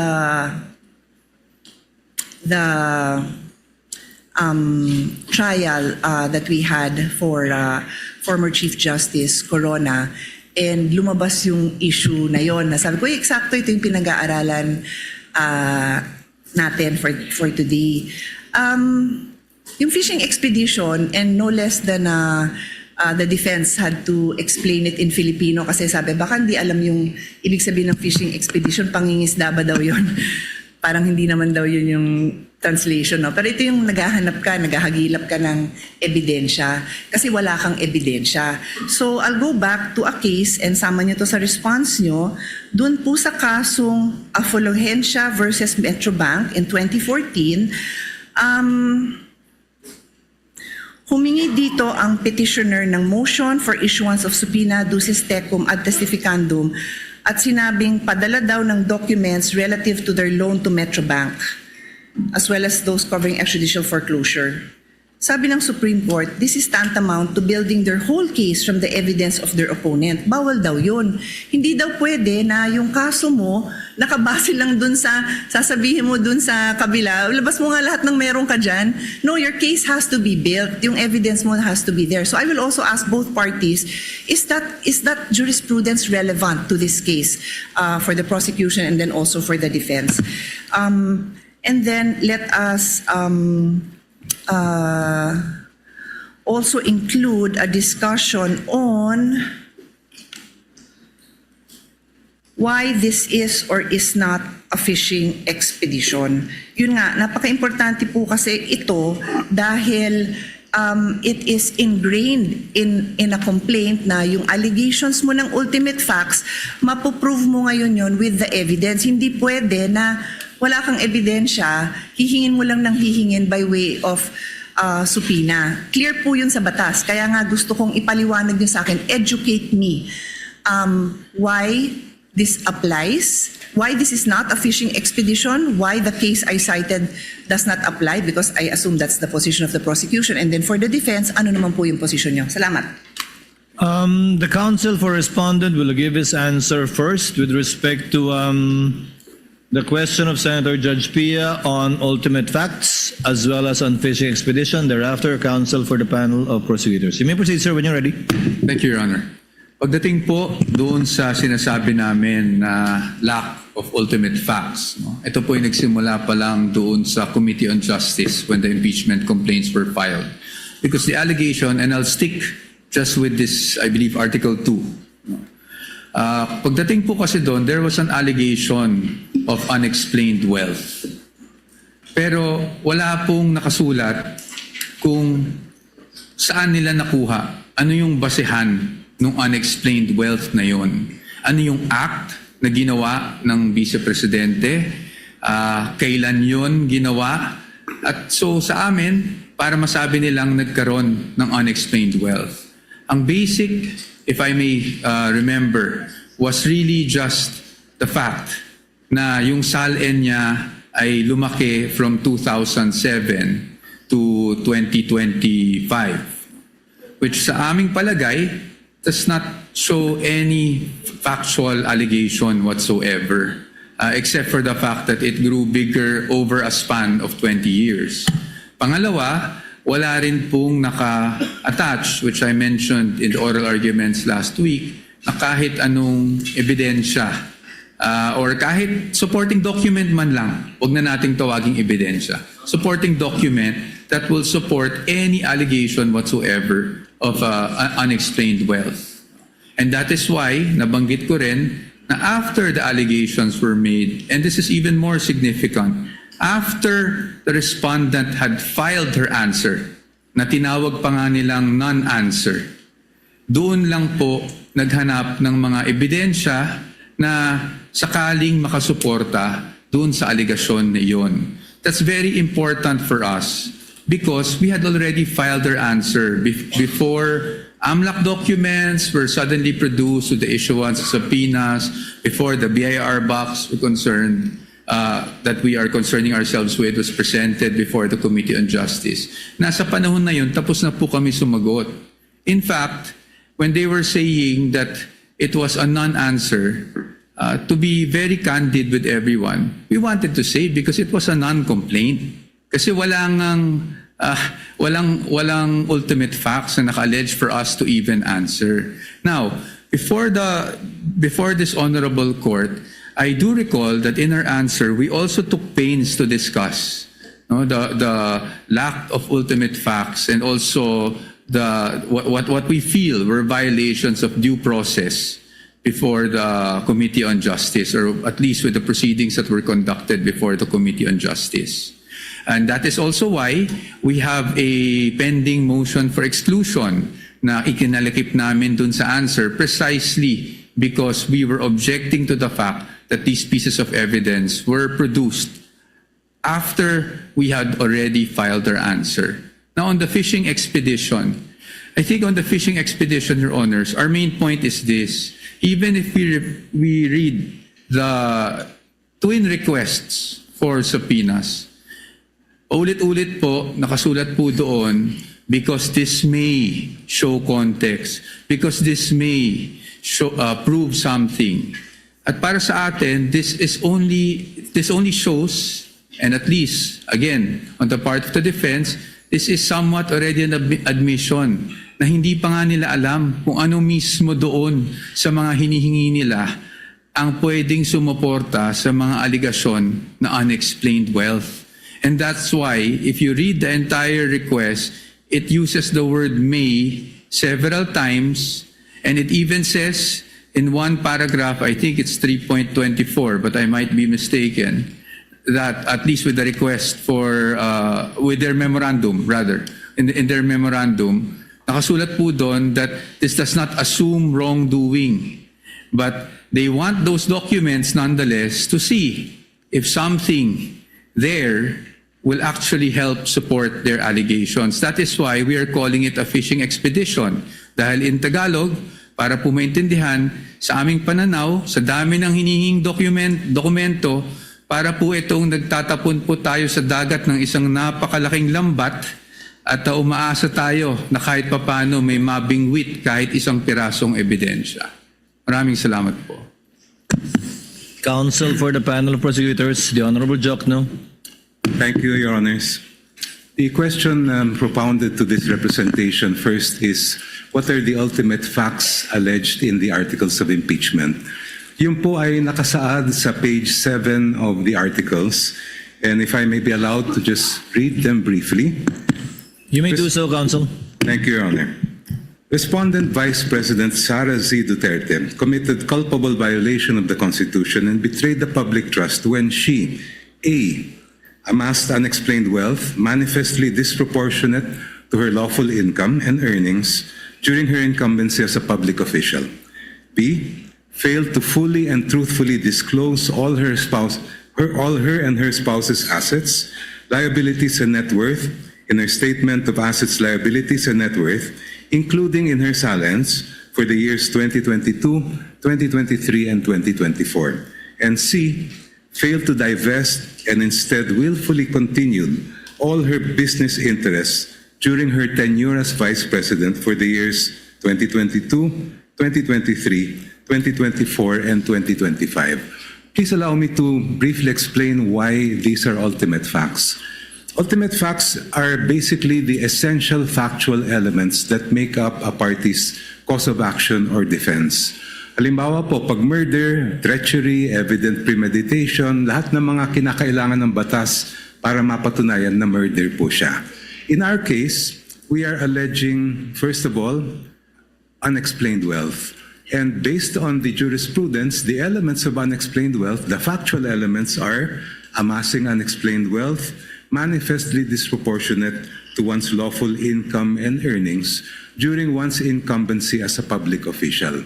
So, nasatisfy po namin yung requirement na pag-allege ng ultimate facts or essential factual elements sa tatlong bagay na po ito. The evidentiary facts follow in the succeeding pages of the articles.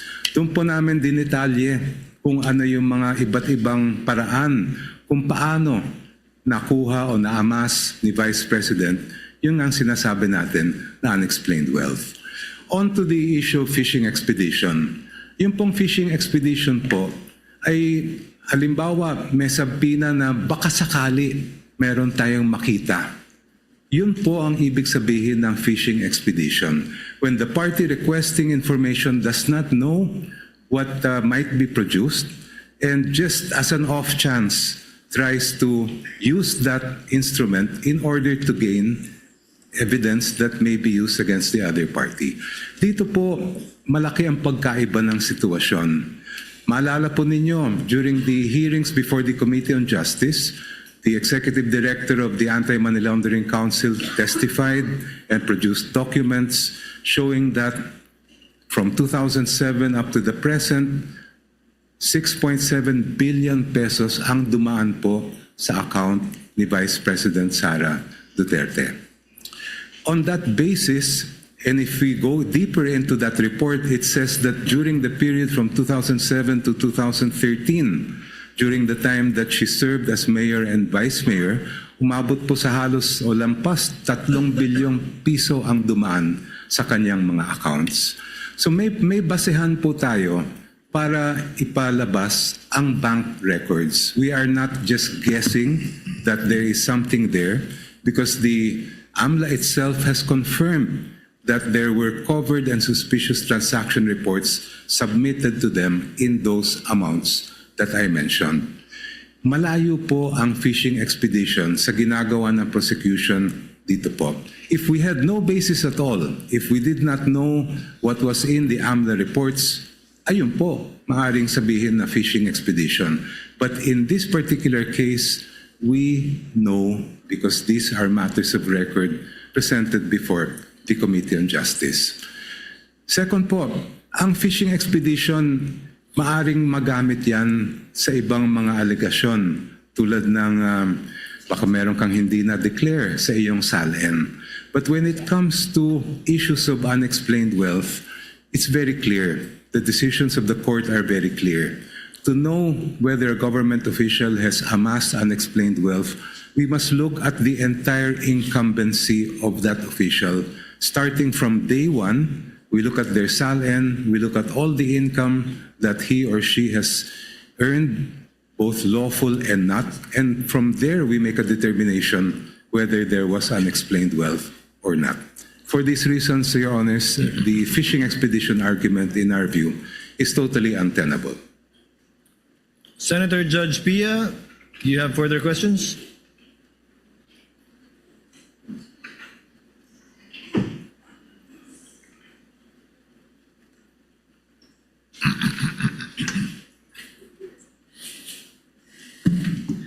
It's actually just a follow-up to what the prosecution, how the prosecution responded. I think Senator Alan Peter will go into it, but since this is my line of questioning, I'll follow up lang on this point. No, His Honor, I earlier mentioned the fruit of the poison tree doctrine. And ulitin ko, pagka yung pinanggalingan ng information nyo, bawal, hindi nyo na pwedeng gamitin yon. So, His Honor said, I'm referring to Congressman Prosecutor Chel Jokno, they know the contents of the AMLA report, something to that effect, because it was presented in the impeachment hearing in the House. That is correct, right? That is your statement? Yes, Your Honor. Yes, oo. And I asked my question, and again, I will give both parties the opportunity to respond. Ano yung basihan na i-reveal ng AMLC and their representatives sa inyo in the impeachment hearing in the House? Because ang nakasaad sa law, I don't even want to use my understanding of the law because it's what is read in the law, and I won't take up the time of this court na isa-isahin ko yun, pero nakasulat doon na confidential ito. So, ano yung basis na mailabas yun doon sa impeachment court? Because, and since the presiding officer has given me the permission to share in general the discussion in our caucus last week, isa dun sa napag-usapan namin precisely was yung information na lumabas doon. Kung yan ay walang basihan na ilabas, walang legal basis na ilabas yung information, hindi yan pwedeng idugtong dun sa mga allegations na meron kayo. So that's my question. And during our caucus, isa din sa lumabas na discussion, pero allowed ang AMLC and the specific officers to share that information. But the specific provision of the law, and please both counsels, please respond, please elaborate on how this supports or does not support your case. A specific provision dun sa batas, yung sharing of information na yon, sabi, oy, kayo AMLC Council, mag-develop kayo ng rules kung paano kayo makakapag-properly share sa agencies. I believe, and again, you feel free to elaborate on this or correct me, that's referring to the bank institutions, the AMLC hierarchy, and the agencies they deal with, not in court, because ulitin ko, nakasulat doon, confidential. So, I will leave this here, that if it is confidential, it does not allow that this be divulged in the manner it was divulged. Then how do you use that? Because that is precisely the doctrine of the fruit of the poison tree. Please take your time to tell us why that information is not the fruit of the poison tree, and obviously for the side of the defense, they will tell us why they believe that it is the product of the fruit of the poison tree. Thank you, Mr. President. Counsel for the panel of prosecutors will please respond. Your Honor, Section 8A of the Anti-Money Laundering Law is really intended to prohibit or prevent leaks by officials of the Anti-Money Laundering Council. But it was never intended to prevent subpoenas coming from courts, including the impeachment court. Almost every week, the Sandigan Bayan issues subpoenas for AMLA records.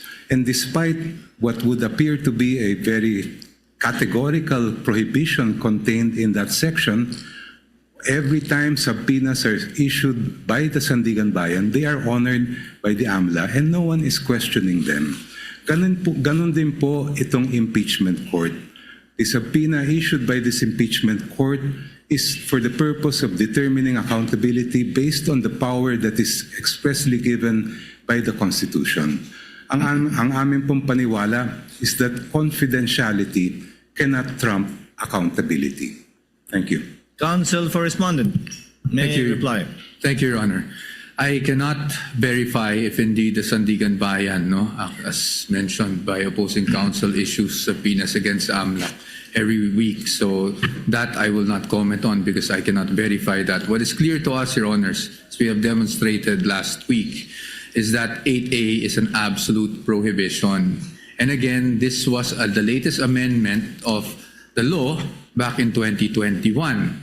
And for us, Your Honors, that is why when this was presented, the House Committee on Justice, we had our objections to such matter. And in fact, Your Honors, it is a subject of our petition, the Supreme Court, and aside from that, a subject of our motion for exclusion before this Honorable Court. Ngayon po, sa atin, talagang yung tinutumbok natin is it is in fact within the fruit of the poisonous tree. In fact, I'm surprised, Your Honors, because, Your Honors, nabanggit na rin po ng aking distinguished opposing counsel na nakita na nila, may records na sila. In fact, if I'm not mistaken, it was also attached to the articles of impeachment. So kung meron na pala, bakit pa nila pinapasapina ngayon sa impeachment court? Is it because, I don't want to speculate, maybe I just won't go there. But ang sa akin lang po is, we have questioned this all throughout. No? Why? Because to us, unang-una, bawal siya. Pangalawa, hindi siya relevant. Bakit hindi siya relevant? Your Honors, transactions do not equate to wealth. Transactions do not equate to net worth. Especially if tinatali natin siya sa SALN. Because transactions happen over the course of the year, and in this case, years. Well, when you talk about SALN, we talk about net worth on a specific date in time, which is December 31 of every year. So sa atin po, ang aming pananaw dito ay hindi po relevant at hindi po, it will not directly show anything about wealth. Kasi, again, AMLAC transactions do not equate to net worth of a certain person. And that is why, Your Honors, we have opposed this. And we have opposed this since the time it was being presented at the House level. Thank you, Your Honors. Just for the record and for the information of the Senator Judges, I'm not sure about the Sandigan Bayan issuing a subpoena every week as well against AMLAC. But I'm well aware, the court is well aware of cases decided by the Supreme Court precisely on subpoenas issued by the Sandigan Bayan vis-a-vis the AMLC. Senator Judge Pia, can you wind up? You're done? At this juncture, Chair will now recognize Senator Judge Alan Cayetano for his interjection and questions. You may proceed, sir, when you're ready. Before I ask question, Mr. Presiding Officer, may I thank you, the Senate President Win Gatchalian, former Senate President Tito Soto, and the whole court, because in our caucus, you did three things. One, you allowed us to have the weekend to review all of the laws so that we can ask more intelligent questions. Two, you allowed to hear the discussions, mostly by Senator Pia, Senator Pangilinan, Senator Lacson, and former Senator Soto. And then number three, we discussed how a complex, or what word did you use a while ago, Mr. Presiding Officer, that it's two motions, but there may be issues underneath. Issues and sub-issues. So that after we ask questions and after you make a ruling, we'll, instead of asking for a division of the House just in case we do not agree, I'll make a manifestation, and then if others agree on how we can manifest or submit in writing in what parts of the ruling we agree or disagree for the record. May I proceed, Mr. Duly noted, Your Honor. You may proceed, sir. Good afternoon, Attorney Jokna and Attorney Poa. Afternoon. Yeah. So I really want to be enlightened. I have no illusion na magkakasundo yung dalawang side today because you have the eloquent Attorney Jokno on one side and the eloquent no joke on the other side. So sa pangalan pa lang baliktad na. But I think the discussions are very important, and I do appreciate your opening, Congressman Diokno. I appreciate your oral arguments, because I've been pondering these questions. What if, hindi ko na sabihin this administration, let's say in future administrations, this exact thing happens, 5 years, 3 years, 10 years, iba ang SALN, iba yung income ng COA chairman or ng ombudsman files cases, mukhang maraming congressman makakasuhan ngayon. So very, very much relevant yung ating pinag-uusapan ngayon. So just in the spirit of liberality, same kay Senator Pia, after one answers, if one wants to make a quick rebuttal, I'll ask you the question, but let's try to be concise. So, Council, may I ask, let's start with the case of Duterte versus House of Representatives. Thank you for reminding us about certain precedents and how I voted last time. But you would agree, di ba, that when you have legal proceedings, even in legislation, you follow what the latest law is. So, for example, if you're allowed to issue a general warrant before Stonehill versus Jokno, but after Stonehill versus Jokno, so if before Stonehill versus Jokno walang doctrine of the fruit of the poisonous tree, then some policemen will still submit evidence that was illegally acquired. But after that, we have to follow. So you did make your point about obiter dictum. I'll go to that. But I just want to start out by saying the fact is there is a Duterte versus House of Representatives. So with your permission, let's start discussing that. So this case of Duterte versus House of Representatives came out after the impeachment of CJ Corona, correct? Yes, Your Honor. And the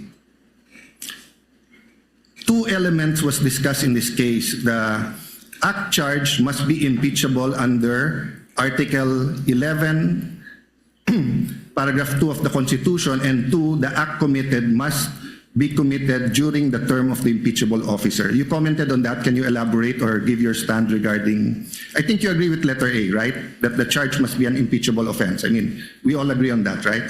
Well, I would distinguish, Your Honor, please, between what we would call ratio decidendi, or the rule in that particular case, and obiter dicta, which are side comments or incidental remarks made in the opinion of the court. If we are speaking of the ratio decidendi of the Duterte versus House of Representatives case, I would have to disagree that it relates to the statements that you mentioned. My understanding of that case is it really relates to the first mode of impeachment and the procedures that must be followed, the one-year ban provided in the Constitution, how that will be applied when impeachment complaints are filed by at least 1/3 of the members of the House of Representatives. Yung pong nabanggit nila that the basis of any charge must relate to the incumbency of the official, in my view, that is obiter dicta, not necessary for the I appreciate your answer. We'll go to that. But regardless of the Duterte versus House of Representative ruling, we do agree with letter A. The act charge must be an impeachable offense under Article 11(2) of the Constitution. I would agree, but if I may be allowed to just qualify. No, this is just a general. This is not a trap question. So, so the officer has to be impeachable, and the acts charge should be an impeachable offense. And since you have betrayal of public trust, that's quite broad. No? So this is not a trap question. This is just laying the basis. But go ahead if you want to comment on that. Yes, the acts charged must constitute an impeachable offense. And that power to decide what is an impeachable offense is lodged exclusively with this honorable court. Okay. So you disagree that part of the ratio decidendi is the act must be committed during the term of the impeachable officer. Thank you for bringing it up now, because I think all throughout the trial, especially in the articles where we will bring up acts before 2022, this discussion will be relevant, no? So by discussing this, it will pass upon the whether or not including proof like bank records, financial documents before her term can be inquired into. the prosecution says it cannot, right? Because you believe it's an obiter dictum. I'm just restating, but you can say it in your words. You believe that the statement that the act must be committed during the term of the impeachable officer is not the law of the land. It's an obiter dictum. In the first place, if Your Honor, please, that was not the exact statement of the court. Okay. The court said the basis of the charge must relate to the incumbency of the impeachable official, Yes. which does not rule out the presentation of evidence of acts or omissions that occurred before the person became an So impeachable let's officer. take the judicial notice of the, as you said more eloquently and correctly, that the acts during her term.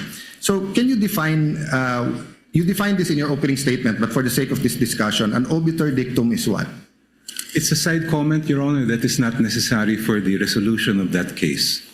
Yeah, and I agree with that, and it's a remark made or opinion expressed by a judge in a decision upon a cause, or it's a by the way, that is incidentally or collaterally and not directly upon the question before him, or upon a point not necessarily involved in the determination of the cause, or introduced by way of illustration, analogy, or argument such are not binding precedents. No? Just for the public and for all of us, di ba? Yes, So ang sinasabi, yes, there can be a Supreme Court decision, but that part could be an obiter dictum, meaning hindi yan yung doktrina that will bind us in making decisions, whether it's issuing the subpoena or admissibility.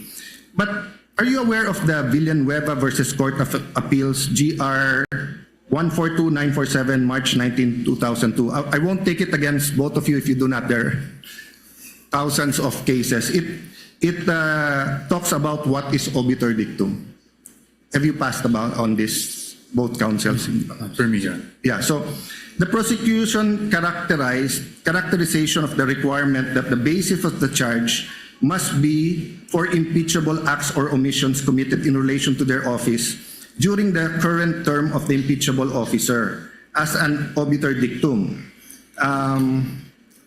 But in the Court of Appeals, in Villanueva versus Court of Appeals, in that case, the Supreme Court held an adjudication on any point within the issues presented by the case cannot be considered an obiter dictum, even where the point is only incidentally involved.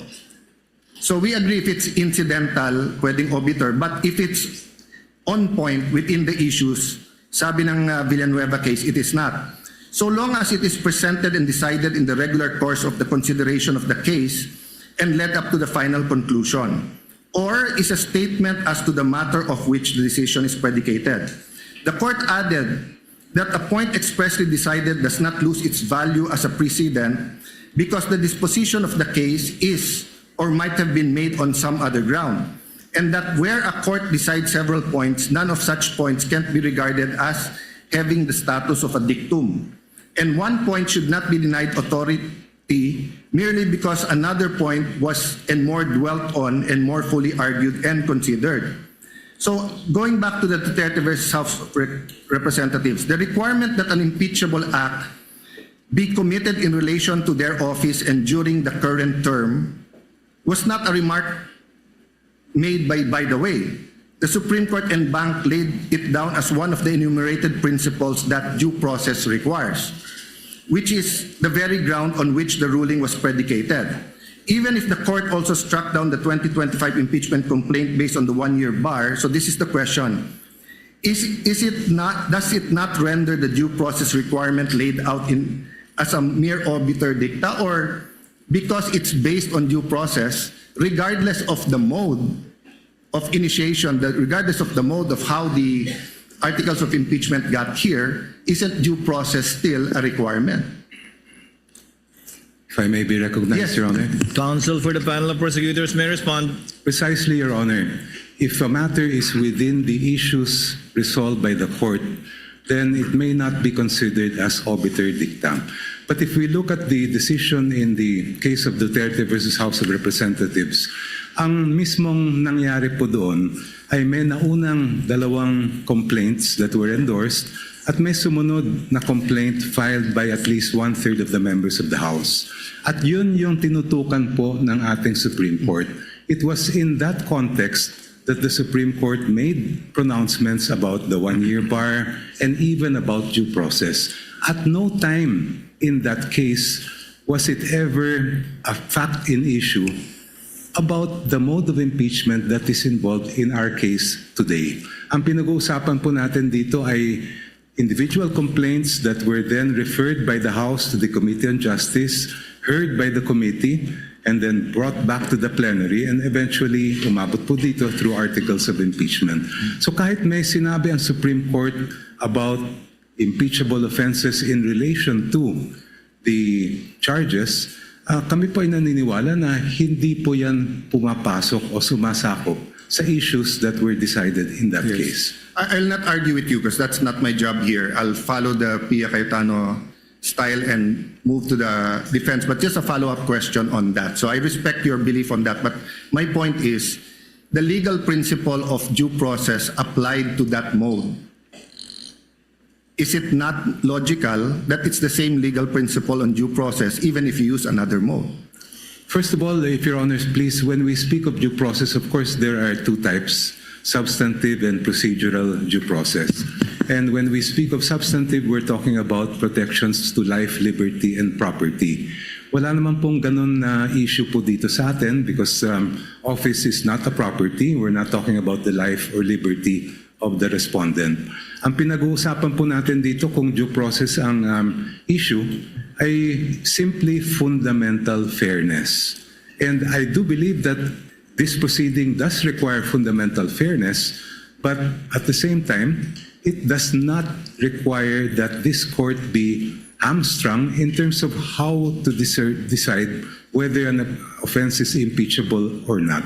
That power is exclusively given to this court at dapat kayo lang po ang magdesisyon at magpasya kung ano nga ba yan. So when we speak of what is an impeachable offense, may kaugnayan po yan doon sa nabanggit ninyong the basis of the charge must relate to the incumbency. Because in our view, that is really something that each member of this honorable court will have to decide when the time comes. Yeah, later on, I'll ask you that question, whether or not, what, if ever, can the Supreme Court decide or what of their pronouncements will be applicable to this court and that. But my point is, if we're saying that pag ang mode of initiation is by 1/3 na pumirma derecho at ang nakalagay doon committed in relation to their office during the current term, wouldn't it be illogical if you use another mode and pwedeng hindi committed in relation to their office and during their current term? I don't think the Supreme Court would be illogical in saying this is the principle for due process in this mode but not in this other mode. Even if we assume, Your Honor, that that is not obiter, the statement that the basis of the charge must relate to the incumbency of the impeachable officer, we submit that that still applies and we have satisfied that test. Okay.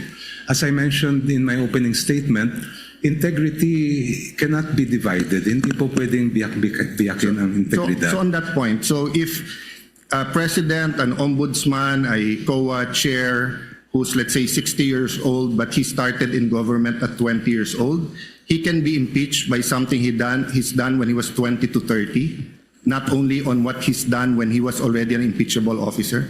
If we are speaking about unexplained wealth, Your Honor, I have repeatedly cited the cases of the Supreme Court that provide that we must look from the reckoning of the first day of service of that public official, look at all the income that person has amassed, and determine whether it is manifestly disproportionate to the lawful income that he has reported. Yes, I agree in terms of holding that person liable and accountable.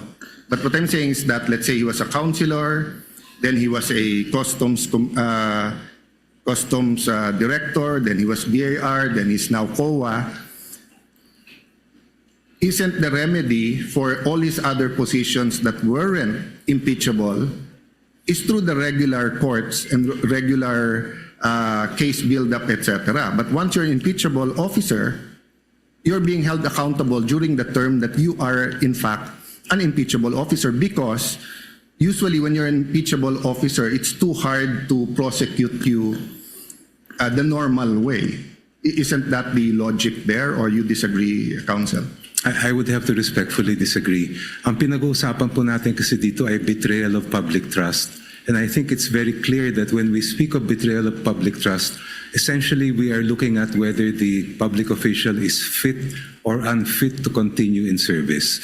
Kung siya po ay nakapag-amas ng unexplained wealth, nung siya ay vice mayor o mayor na umaabot sa bilyon-bilyones, I think that would have a very big impact on the court's decision whether that person should continue in office or whether they are fit to have that office. Okay, as I said, With the permission of Senator Judge Alan Cayetano, with your indulgence, sir, a request was conveyed to the presiding officer to declare a very brief break. This is not a break for all of us, but a very brief break of 5 minutes so that counsel may answer to the call of nature. That was the message conveyed to the presiding officer, including Senator Judge Cayetano. So Chair declares a 5-minute break. We shall resume at 4:05.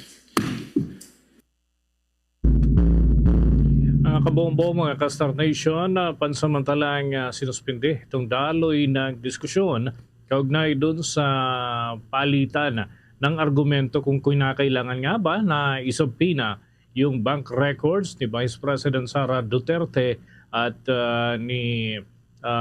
ng kanyang mister kung sakasakali na ito ho ay kakailanganin sapagkat may mga partikular na usapin na bahagi ng kanilang pag-aari bilang mag-asawa ay makakaladkad dun sa paghimay.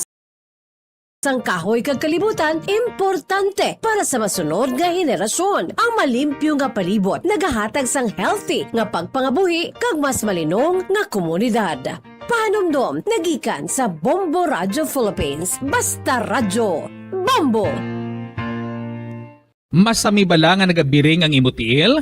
Suno kay Dr. John Hubert Pua, isa ka-orthopedic surgeon, masami nga mabatyagan ang cramps sa idalom nga parte sang lawas. Apang mas delikado kung masami mo ini mabatyagan sa ibabaw nga parte sang imulawas, kaangay sang kamot, bangod posible ini nga palatandaan sang mas malala nga balatian, kaangay sang sakit sa dagipusoon, diabetes, kag hypothyroidism. Nagpanugyan ng doktor nga ang pinaka-epektibo nga solusyon sa cramps amo ang stretching exercise tubtob madula ang pagbiring. Masami ka man bala sa gihapon makabaton sa mga mensahe o kon mga nagahambal nga nagdaog kamo sang dako nga kantidad apisar wala naman kamo sang may ginintrahan nga naman yung raffle. Kun huo ang imo sabat, ignore na lang ina nga mensahe kag hindi na paghatagan pa sang kahigayonan nga maengganyo kamo kag mahulog sa ila nga pagpanunto. Ini ang modus sa mga kawatan nga kun kamo ang mahulog sa ila malain nga plano, amo na ina ang pagkuha nila sang inyo nga mga personal nga impormasyon. Apang hindi magkabalaka bangod mayara sang layi nga nagabulig sa mga biktima sang financial scam.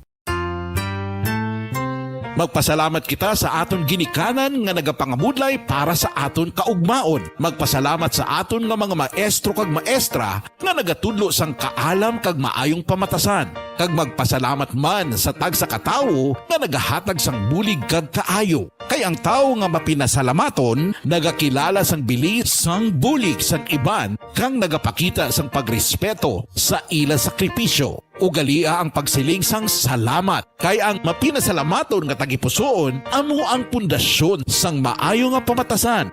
Isa ka pahanumdom nagikan sa Bombo Radio Philippines.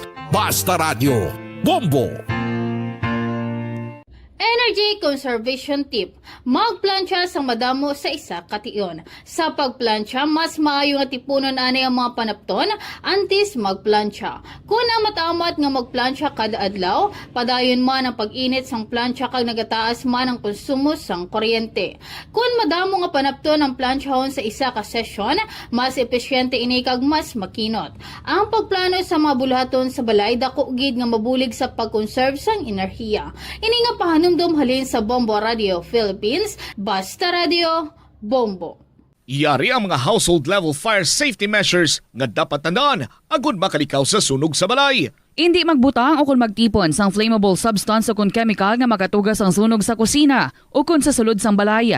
Ipalayo man sa mga kabataan ang pospro kag lighters. Patya ang kalayo kag baga matapos ang pagluto sa kusina. Siguraduhon nga wala nagasungaw kag pirmi limpyuhan ang mga kerosene kag gas stoves. Tandaan, ang paglikaw sa sunog sa sulod sa balay, responsibilidad sang bilog nga pamilya. Energy conservation tip. Isirado ang pertahan kag bintana kung nagagamit sang aircon. Kung naga-aircon sa sulod sang kwarto o kung balay, sigurohon nga sirado ang pertahan kag bintana. Kung may buho o kung may bukas, nagagwa ang bugnaw nga hangin kag mas mabudlay sa aircon nga pabugnawon ang lugar. Ini nagadala sa mas mataas nga konsumo sang kuryente. Ang pagsiguro nga sirado ang kwarto ang makabulig sang dako sa pagkinot. Ang ini nga pahanumdom halin sa Bombo Radyo Philippines. Basta Radio Bombo! Ano ang dapat himuon pagkatapos ang klase? Importante gid nga magtuon na tapuson ang mga assignments kag mag-review para mas mapabakod pa ang imo na hibaluan na. Ihanda ang mga gamit para sa sunod nga adlaw. Ballpen, kwaderno, libro kag projects kun mayara. Pandama ang kaugalingon para sa mas epektibo nga pagtuon na. Likawan ang sobra nga gadget time kag unahon ang mga buluhaton sa eskwelahan. Magpahamtang man sa gusto nga oras para sa pagtuon kag pagpahuway. Sa moderno nga panahon, ang teknolohiya nagahatag sang kadali o kun kahapusan sa komunikasyon. Apang kaupod sini ang responsibilidad sa paggamit sang social media. Antes mag-post, magkomento o kung mag-share, importante nga pamalandungan kung ini bala makabulig, makatarungan kag may respeto. Ang digital nga pamatasan, isa ka extension sang aton pagkatawo bilang responsable nga Pilipino. Pahanumdom nagikan sa Bombo Radio Philippines. Basta Radio Bombo! Mga kabombo nga motorista, yari ang mga pamaagi agud makatipid ka sa gatong. Ipasiguro nga yara permi sa maayong nga kondisyon ang imo salakyan. Check yara ang imo nga goma kag siguraduha nga yara sa husto nga tire pressure. Likawan nga naka-idle ang makina sang imo salakyan bangod nagakonsumo ini sang gatong. Buksi ang bintana sang imo salakyan kag magamit lamang sang aircon kung kinahanglan. Kag pagkamaayuha nga mag-commute na lang o kung maglakat-lakat kung malapit man lang ang imo kadtuan. Likawan ang aggressive driving kag padalaga na ang imo salakyan sa husto lamang nga katasigon. Kadungan sang pagtigulang, nagataas man ang risgo sang vitamin deficiencies nga nagatugas sang physical kag emotional changes. Santo sa isa ka scientific study, ang B vitamins ang importante agod nga mag-function ang body cells nga nagabulig sa metabolism, paghimo sang bago nga blood cells kag nagabulig sa pag-maintain sang healthy skin cells, brain cells kag body tissues. Magluwas sa supplements, lakip sa mga pagkaon nga bastante sa vitamins sa moang karne, whole grains, prutas, gatas, cheese kag mga ulutanon. Sa aroma kag soothing feeling sa pag-inom sang tea, ang rason sang kadamaan nga paborito nga imnon ang tea. Sunod kay Ansley Hill, registered dietitian sa Western Oregon sa Estados Unidos, ang mas sobra 3-4 katasa nga pag-inom sang tea sa isa ka adlaw ang makadala sang hindi maayong nga epekto sa lawas. Kinahanglan nga moderate intake lang sa tanan nga ilimnon agod ma-achieve ang healthy living. Ang sesame o kuno nga ang isa ka tanom nga ginapadamo para sa oil sa iyang alisok ining manggaranan sa protein, vitamins, minerals kag antioxidants. Sino kay consultant nutritionist Dr. Sara Duterte, ang sesame seeds ang nagapanabo sa cholesterol bagod nagakontain ni sang phytosterols nga ginapatihan man nga naga-enhance sang immune response kag nagapanabo sang risgo sang pila ka cancer. Sa dami ng gagawin mundo'y mamadaliin, pero nagbago to dahil sa'yo. Bumabagal ang mundo. Sa sarap ng luto ko, may one pot wonder na lutawid sarsaya. Ang sarsaya, nagbibigay ng kumakapit na linamnam. Bago to! Ang sarap saya, ninanamnam, tumatagal, binabalikan. Pag nandyan ang sarsaya, may sarap at may saya. Saya! Kapit ang sarap, kapit ang saya. Ang nagakakasman sang bakterya nga nagatugas sang plaque sa ngipon. Nagabato man ini sa type 2 diabetes. May duha ka mga pulong nga malipot pero dako ang kahulugan. Po kag opo. Bisan wala ini nagakinahanglan sang kwarta, nagapakita naman ini sang pagrespeto, pagpaubos kag maayo nga pagpadako sa tagsa ka po kag opo. Ginapakita nato ng aton pagtahod sa ginikanan, maestro kag maestra, sa mga tigulang kag sa aton isig katawo. Kaya ang matuod nga edukasyon, wala lamang nasukod sa kaalam, kundi sa respeto nga aton ginapakita adlaw-adlaw. Ugalia ang pagsiling sang po kag opo. Simple nga mga pulong pero dako ang pagpakita sang respeto. Ang respeto hindi mabudlay hambalon, suguri sa po kag opo. Kaya ang maayo nga pamatasan, nagasugod sa simple nga mga pulong. Isa ka pahanumdom, nagikan sa Bombo Radio Philippines. Basta Radio, Bombo!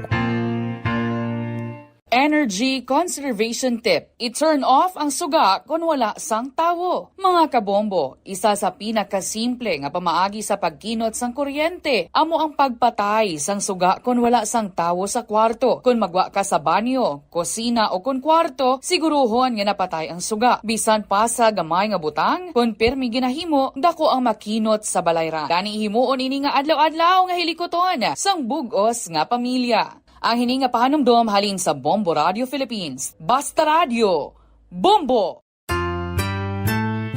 Ang responsibilidad amo ang pagbaton sang obligasyon kag pag-atubang sang resulta sang aton binuhatan sa pamilya, eskwelahan, trabaho kag komunidad.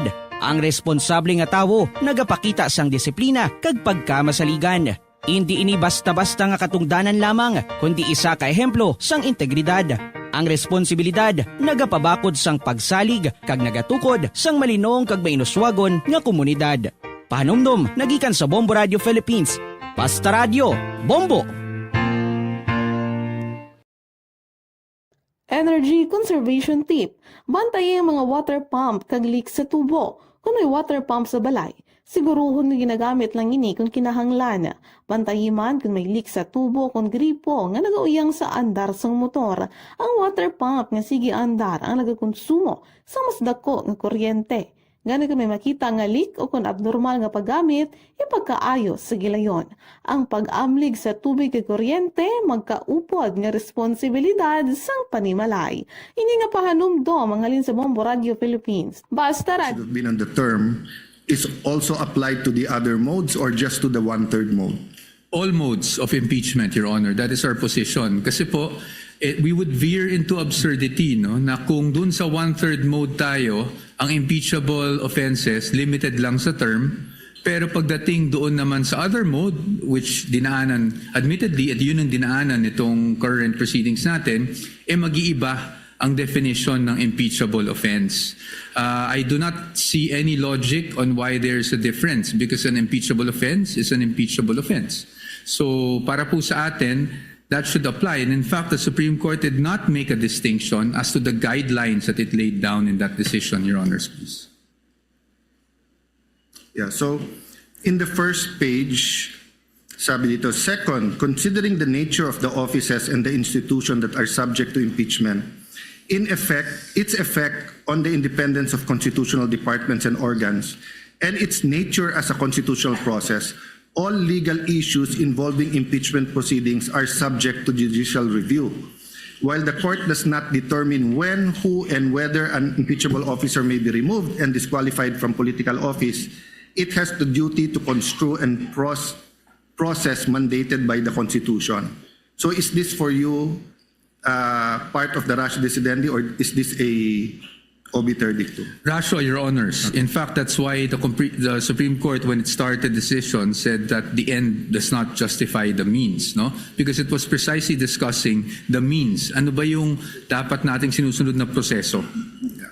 So since we're talking about subpoenas, we'll go to the end and the means, the justified means. With the permission of Senator Judge Allen, I would just like to get the assent of the counsel from the panel of prosecutors.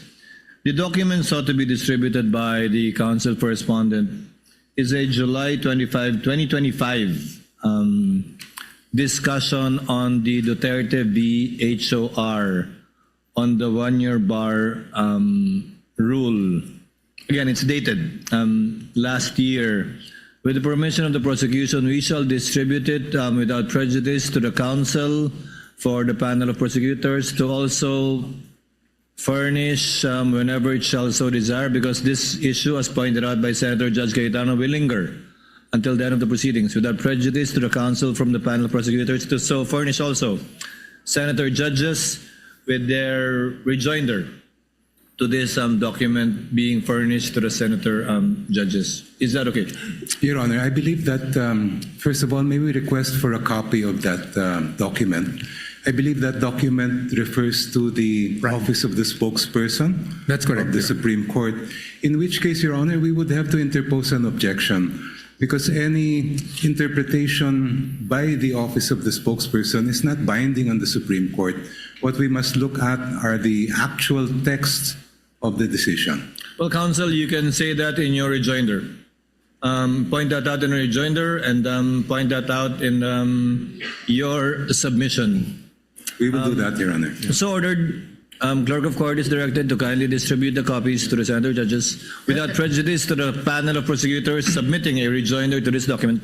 Senator Judge Alan Cayetano, you may proceed, sir. Yes, Apologies for the interruption. Presiding officer, to be fair to the, I wouldn't have objected if you objected to the distribution, but realistically, we won't have time to read it because magruruling na after.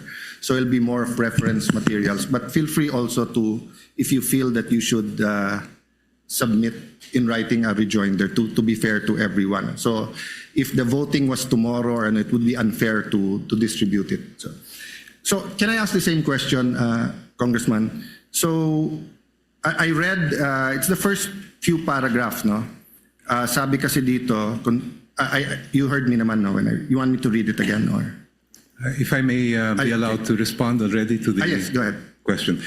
First of all, Your Honor, I think we must point out one of the plainest reasons why that statement in the Duterte ruling is obiter dictum. And that simply is because there was no trial yet to speak of when the Supreme Court rendered that decision. Paano po magiging issue yung nangyayari ngayon sa trial, samantalang nung dinesisyonan po yan ay wala pa pong trial.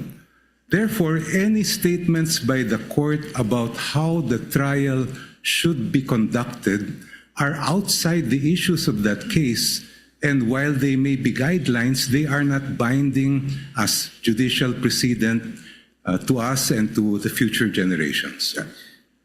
Actually, I was referring to a different matter already, but just to that point, it's not how, it's what. It's paragraph 6. So the basis of the charge must be for impeachable acts or omissions committed in relation to their office and during the current term of the impeachable officer. For the President and Vice President, these acts must be sufficiently grave, amounting to the crimes described in Article 11, Section 3.1 of betrayal of public trust given by the majority of the electorate. For the other impeachable officers, the acts must be sufficiently grave that they undermine and outweigh the respect for their constitutional independence and autonomy. So this doesn't really tell us how to conduct the trial. This basically tells us is that if we don't follow that, we're endangered of having a trial that's void ab initio. I would have to respectfully disagree, Your Honor. Anyway, we've gone through that argument, and I won't argue with both of you. Going back to this is what I read, no? Second, considering the nature of the offices and the institutions that are subject to impeachment, its effects on independence of constitutional department and organs, and its nature as a constitutional process, all legal issues involving impeachment proceedings are subject to judicial review. I'll stop there. Kasi nabanggit mo kanina, may I speak English Filipino? Nabanggit nyo po kanina na that's for us to decide, and my interpretation, and I've felt like that many times, di ba, na zealous dapat ang impeachment court sa powers niya kasi not only because it's sui generis, wala tong apologize to Senator Judge Risa, my phone fell there. So wala nga tong, you cannot appeal the decision of my belief, no, you cannot appeal the decision of to acquit or to convict to the Supreme Court, diba? But the parameters, so let me use the words of the Supreme Court, no? Ang sabi niya, all legal issues involving impeachment proceeding are subject to judicial review. So you disagree with this, or you agree? In context ng sinabi mo kanina na it's within our power to make these decisions. I believe what is the controlling decisions there, Your Honor, are the cases of Gutierrez and Francisco. Because in those cases, the issue of what is an impeachable offense was squarely brought before the court. And the court said very clearly that that is purely a political question that's not within the judicial power for us to decide. And I believe that that should be the controlling jurisprudence. So let me be more specific. So for example, we issue some subpoenas and we do not issue some. Can one or both of you, meaning the prosecution and defense, go to the Supreme Court and question it? Well, there is always the possibility that some side, perhaps the defense, may claim that there's a grave abuse of discretion, I believe, as they have done in their other petitions filed, and therefore make an attempt to stop the proceedings before this court. But as I have said last week, Your Honor, in our opinion, it is this court has the sole and exclusive power to decide what an impeachable offense is, and no one, not even the Supreme Court, can dictate on this court in making that decision. Yes. Same answer. No, Your Honor. So, I have a different... okay, you can go back to that question. Then my follow-up question was, so let's say certain orders of the court, can the prosecution or defense go up to the Supreme Court and question its constitutionality? Yes, Your Honor. It is our position that either of the parties can do that.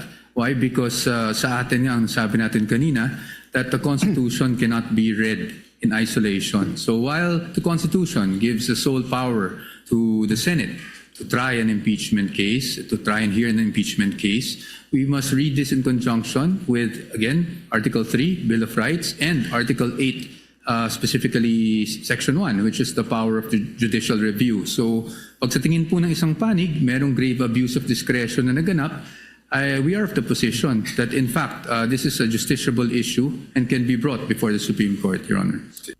So at least in that small point, I think we all agree that if we think there's grave abuse of discretion, there's a possibility that the Supreme Court will take it up. I'm not referring to the subpoena, I'm talking in general. So I'll skip a few pages of my questions precisely because I wanted to elicit your opinions or your stand regarding the fact that the impeachment court is supreme, but it's not true that we can do anything or we can just make decisions that are not based on statutes and on legal orders. In fact, when the Supreme Court issued a TRO regarding the foreign accounts or the dollar account in the Corona case, the impeachment court voted to respect the TRO, no? But of course, we did vote. So there could have been a constitutional crisis if we voted not to. And then, of course, we know because of history, nag-waiver na lang si Chief Justice Corona, no? So can I go now to the ultimate facts, no? I don't know if Senator Joel, but Senator Pia asked a little bit about this. Just a quick review, or maybe so. We're also governed by the rules of court when it comes to ultimate facts. This is what Section 1 says. In general, every pleading shall contain in a methodological and logical form a plain, concise, and direct statement of the ultimate facts, including the evidence, on which the party relies on his or her claim of defense, as the case may be. If a cause of action or defense relied on is based on law, the pertinent provisions thereof and their applicability to him or her will be clearly and concisely stated. So does the two councils agree that sa ultimate facts you have to include the evidence? I would make a distinction, Your Honor, between what we call ultimate facts and evidentiary facts, which are the pieces of evidence that could be used to come to the conclusion or to decide whether those ultimate facts are present in the case or not. Yeah, I think all of us lawyers agree with that. There's a difference between ultimate facts and evidentiary facts. But the rules of court says, including evidence. Kasi kung walang including evidence, de ang kailangan mo lang i-file ultimate facts. Pero pag sinabing kasama ang evidence, for me, it doesn't mean that every single testimony in every single document should be attached. But so let me go to my second question. So pwede bang sa articles of impeachment ultimate facts lang, walang naka-attach na evidence? Ang requirement po sa pleading ay doon na dapat nakasaad ang ultimate facts. But if you look at the articles of impeachment that are before this court, it also contains evidentiary factual allegations to support the ultimate facts that are contained therein. Thank you for that answer. Actually, that was my next question. Did it contain? And you answered it. So, with respect to the Saballa and Cabrera impeachment complaints, is it correct that there was no authentic records that were attached when they were filed? Factual lang tong tanong ko. If Your Honor, please, first of all, I would have to raise an issue with respect to whether this honorable court is acting as an appellate or review court of what happened during the House proceedings. The power of to initiate an impeachment complaint is exclusively lodged with the House, while the power to try and decide that impeachment case is exclusively lodged with this honorable court. And I don't believe that it is part of the function to go back to what may have happened during the proceedings before the House, since the articles have already been transmitted to this honorable. Well, Counsel, even your students, colleagues, recognize that you are a brilliant man. You're very well learned sa law, but minsan mabilis. Kasi actually, that's not where I was going. Binaliktad ko lang. So two of my colleagues started with, or in your discussions, ano yung fishing expedition going down to ultimate facts and evidentiary. Ako, I wanted to distinguish when is it a fishing expedition and when it's not. So I just wanted to know as a fact. Or can we take judicial notice that there was no authentic records in the Saballa and Cabrera?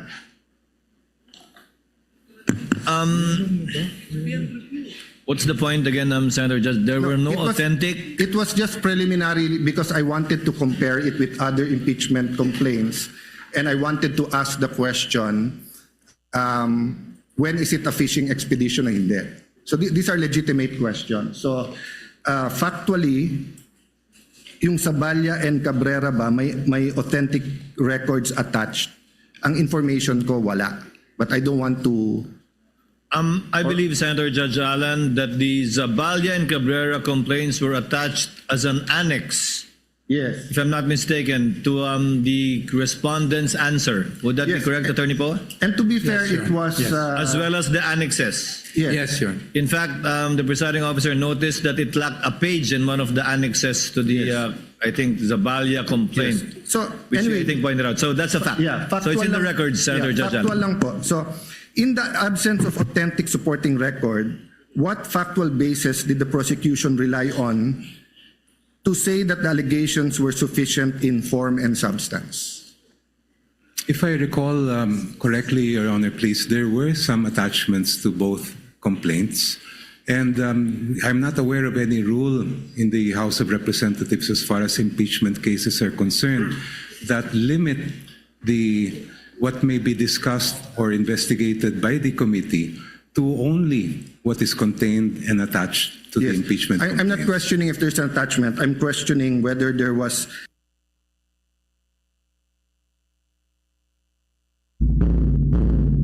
Oras natin mga kabombo, mga ka-Star Nation, 27 minuto. I'm asking question. I'm not even questioning. Ituloy natin ang takbo ng impeachment discussion dyan sa Senado.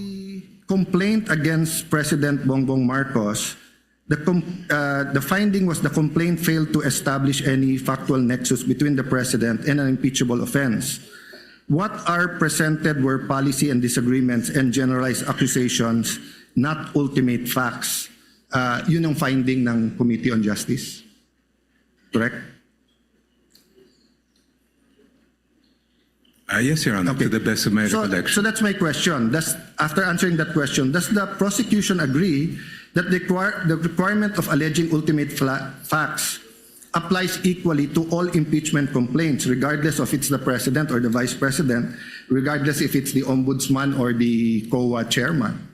Yes, Your Honor, and as I recall, when the members of the committee examined the complaint filed against the president, the conclusion of the committee was in fact that there were only conclusions of law contained in that complaint, not allegations of ultimate facts. Yes, yet in that complaint there were documents attached, authentic records, and the House did not ask na masupina yung AMLA, BIR, and bank records of the President.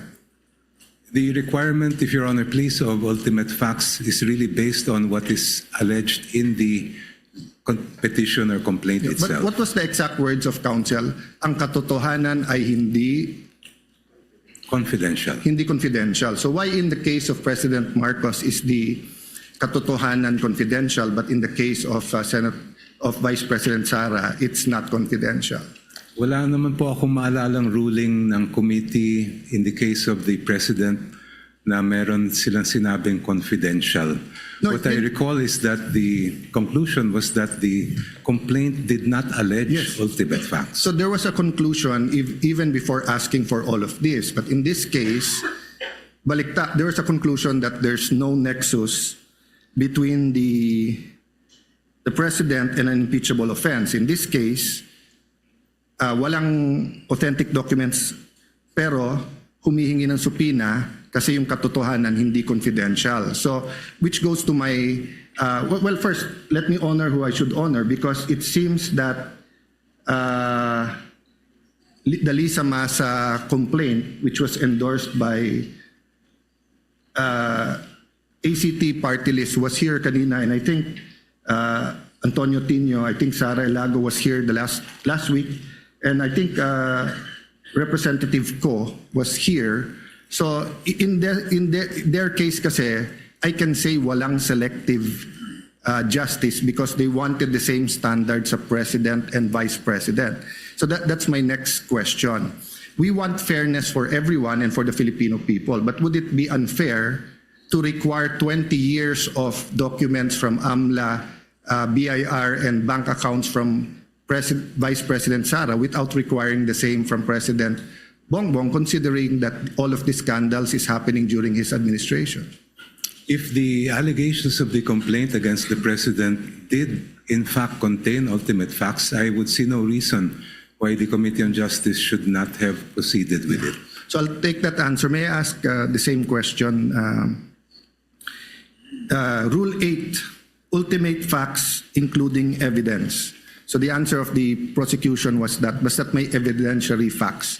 But ang nakalagay kasi sa Section 1 ng Rule 8, including evidence, what is the position of the defense on this? The defense follows strictly the rules, Your Honors. While I agree with the distinguished opposing counsel na iba yung ultimate facts and evidentiary facts, no? I don't want to blur that line. Tama naman po yung sinabi ng ating opposing. But yun nga po yung punto namin, no? In the Saballa and Cabrera complaints, wala pong ultimate facts at wala din pong evidence or evidentiary na nakakalakip doon po sa mga complaints, and which is the very issue that we brought up to the Supreme Court, Your Honor.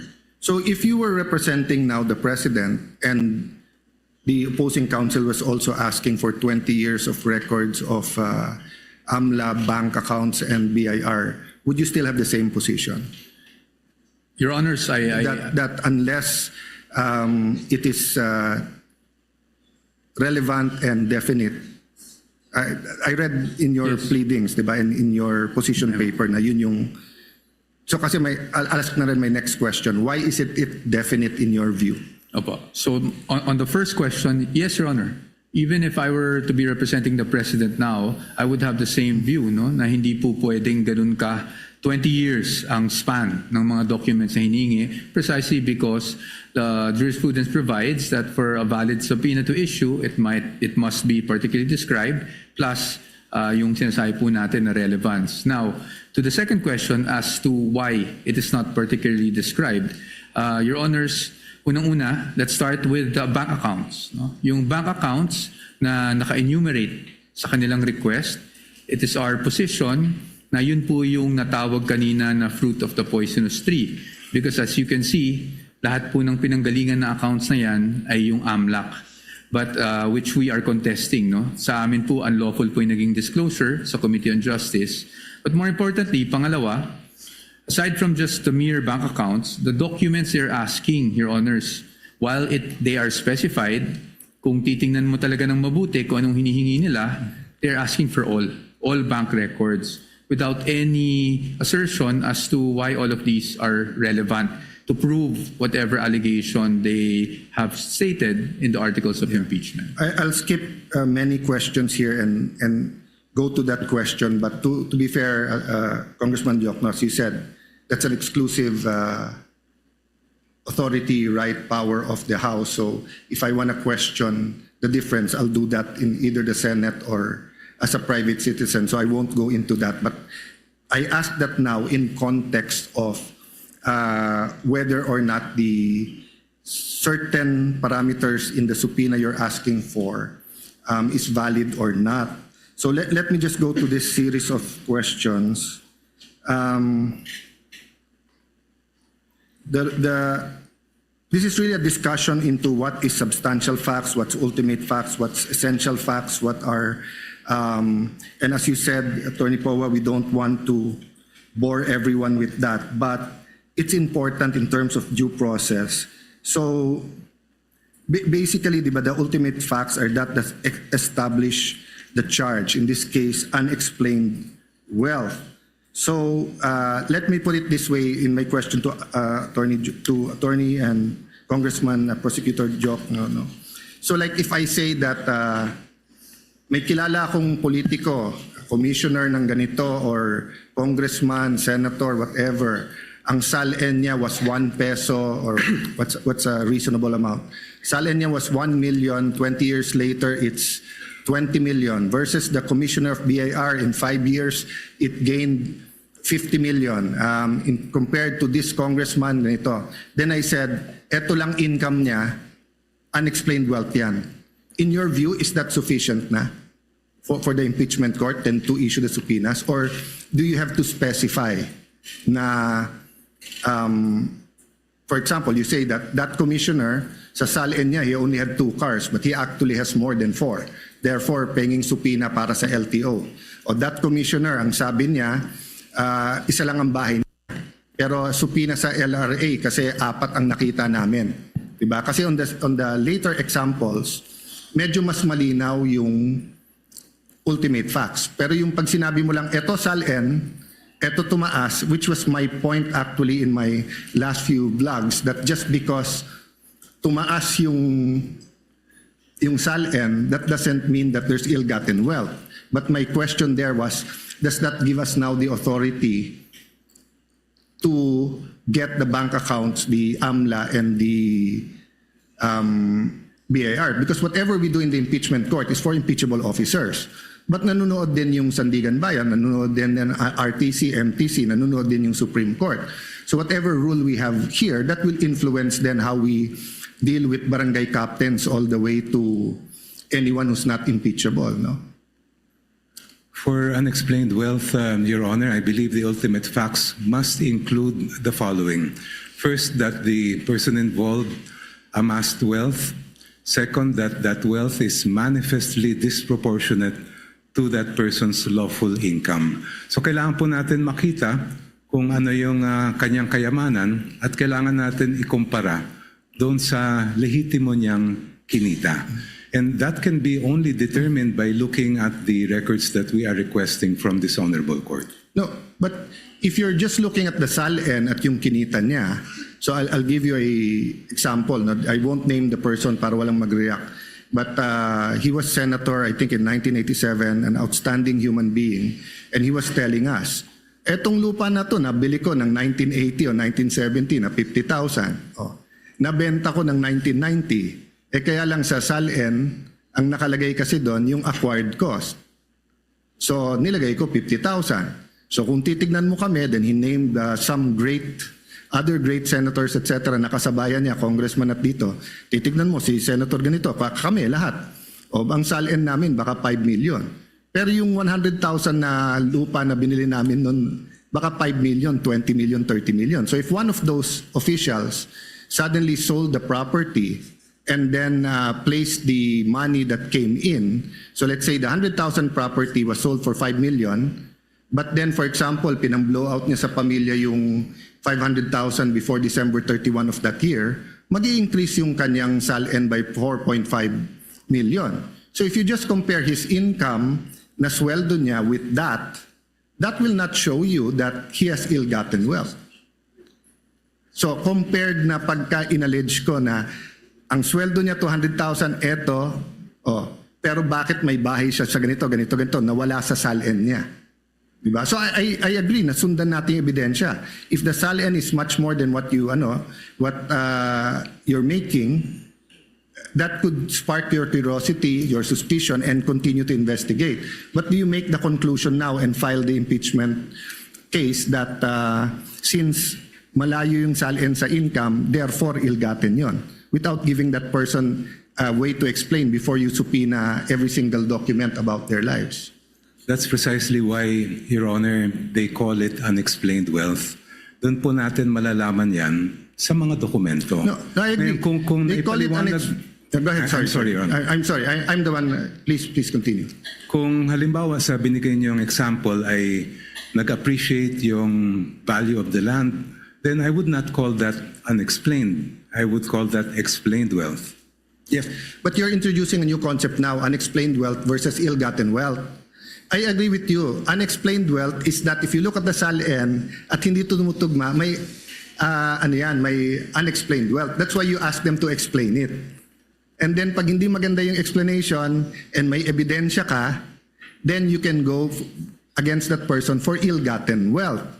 Diba? But like in certain parts here, I saw some that I would consider even without asking you evidence. But for example, yung mga kumpanya, sabi dito lugi yung kumpanya.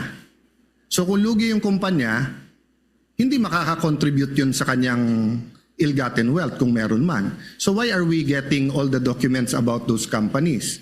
Doon pumapasok yung criticism ng iba, is this a fishing expedition? Kasi if I had 5 companies and they were all making money and supposedly I only own 1% of that company but I'm getting half of that income, I would agree with you, isupina lahat yan. Tignan natin yung flow niyan, baka yan yung pumasok sa akin. Pero lugi nga yung mga kumpanya eh. As an example, So that's my point. Is it enough in the view of the prosecution panel just to allege, malaki yung SALN mo, bigger than your monthly sweldo? Both of us agree, it's unexplained. But is it ill-gotten? Or do you need more allegations to show that it was ill-gotten? Well, Your Honor, please, the decision whether wealth is unexplained or, as you said, ill-gotten is really a decision that this Honorable Court will make based on the evidence. Ang gusto lang po namin ay mailatag ang ebidensya sa inyong harap para kayong na mismo ang magsabi. At para malaman po yan, we have to look at the statements of assets, liabilities, and net worth. We have to look at the lawful income reported in the ITRs. We have to look at the bank records in terms of kung ano yung pumasok at lumabas sa kanilang mga accounts. I'm sorry, Your Honor. Yeah, go ahead, Gert. As far as the businesses are concerned, that has to do with the third subcharge under unexplained wealth. Yung pong continuing to participate in business interests despite the clear and express prohibition provided in the Constitution. We want to know whether those businesses, yung ba ay mga operational ba ito? Ito ba ay talagang sasabihin natin na nandun yung sinasabi nga inaamin ni Vice President sa kanyang SALN na business interest nga niya yon. Yeah, I'm skipping because this is mostly questions on fishing expedition. I'll go to the defense after this, but can you tell us the difference between evidence and proof? In your layman's term or legal terms, or if you want to look it up, but in how do we explain to people the difference between evidence and proof? Napakabigat po ng inyong tanong. In our words lang. I will para try lang my best, Your Honor, to answer it. In a court proceeding, whether we're speaking of an impeachment court or a regular court, the judges look at the evidence. They may never be able to know the entire truth kasi ang pangyayari ay nangyari dati pa po. Essentially, a trial is really a reconstruction of something that happened before.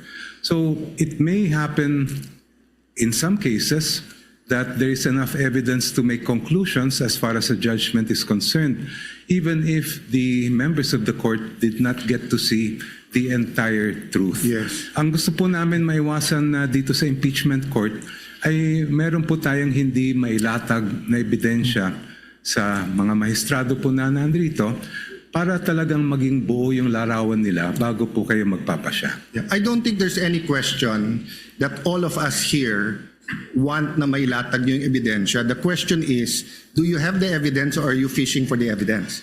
And that's a question not only for you but for every single impeachment process, not only the umabot dito, because myself, Senator Subiri, Senator Chis Escudero, then later on Senator Villanueva, has been in the House many times during impeachments of presidents and chief justices. No? But the reason I ask between evidence and proof is because if you have the evidence, you want the opportunity, diba, to bring it here, show the relevancy, connect it to the crime, we admit it so that if it's true, then we can convict. The opposite sides na will either question, hindi admissible yan, or admissible pero walang relationship yan, etc. No? So what I'm saying is that if you're going to prove your case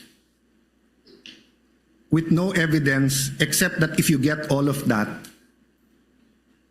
then magiging arbitrary yung House of Representatives sinong gusto nilang i-impeach, because almost any public official who's been there for a long time, you will see discrepancies in their SALN because unang-una iba yung acquisition cost at iba yung current value at iba din yung deadline ng December 31, no?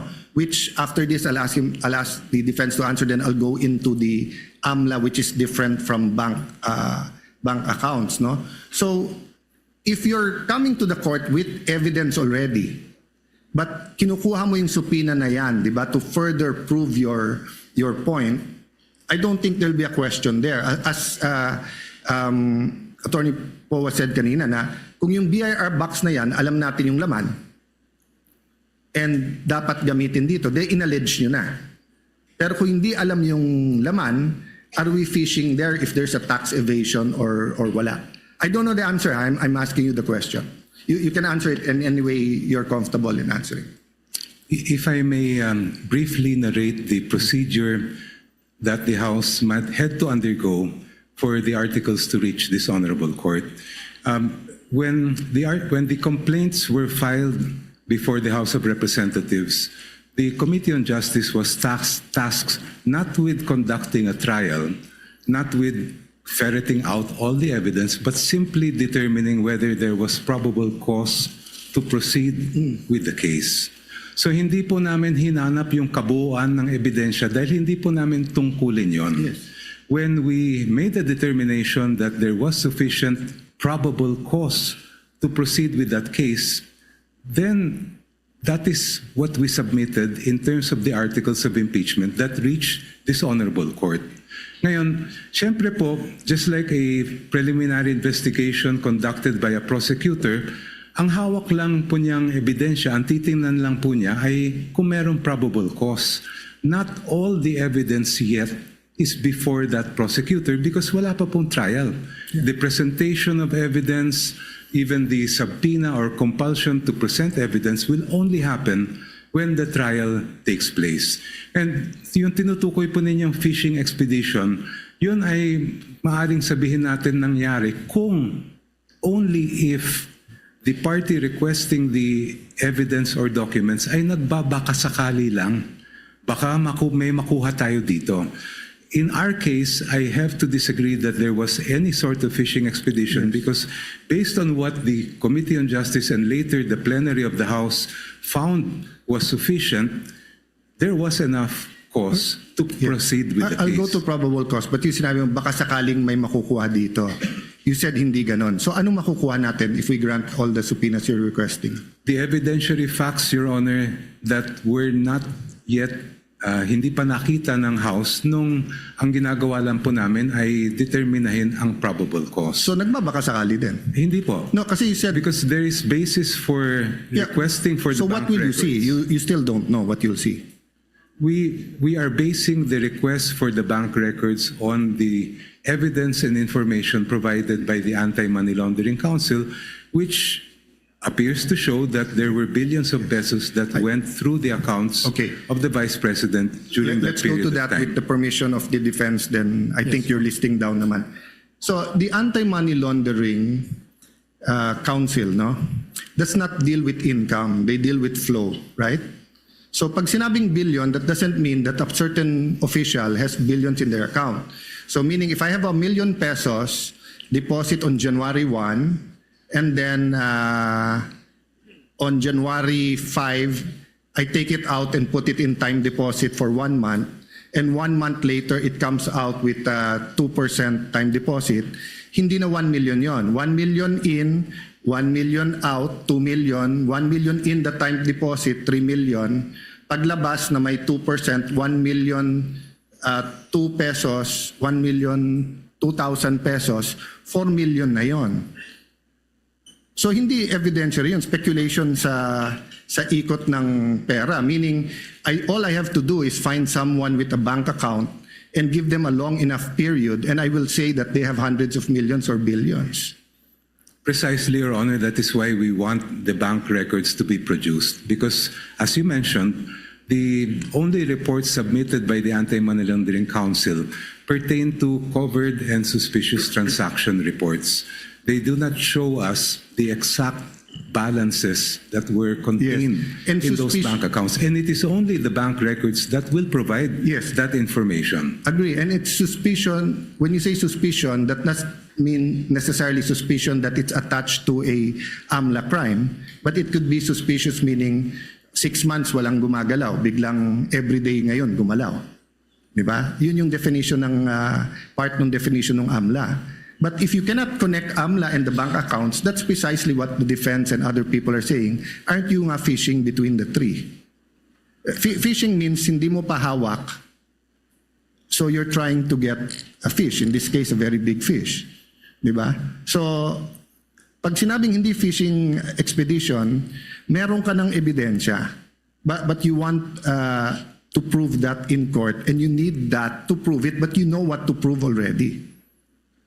If we bring Your Honor's logic to its conclusion, that would mean that the Committee on Justice would have to conduct a full-blown trial, get all the evidence at that level, so that we do not have to fish anymore when we get to this court.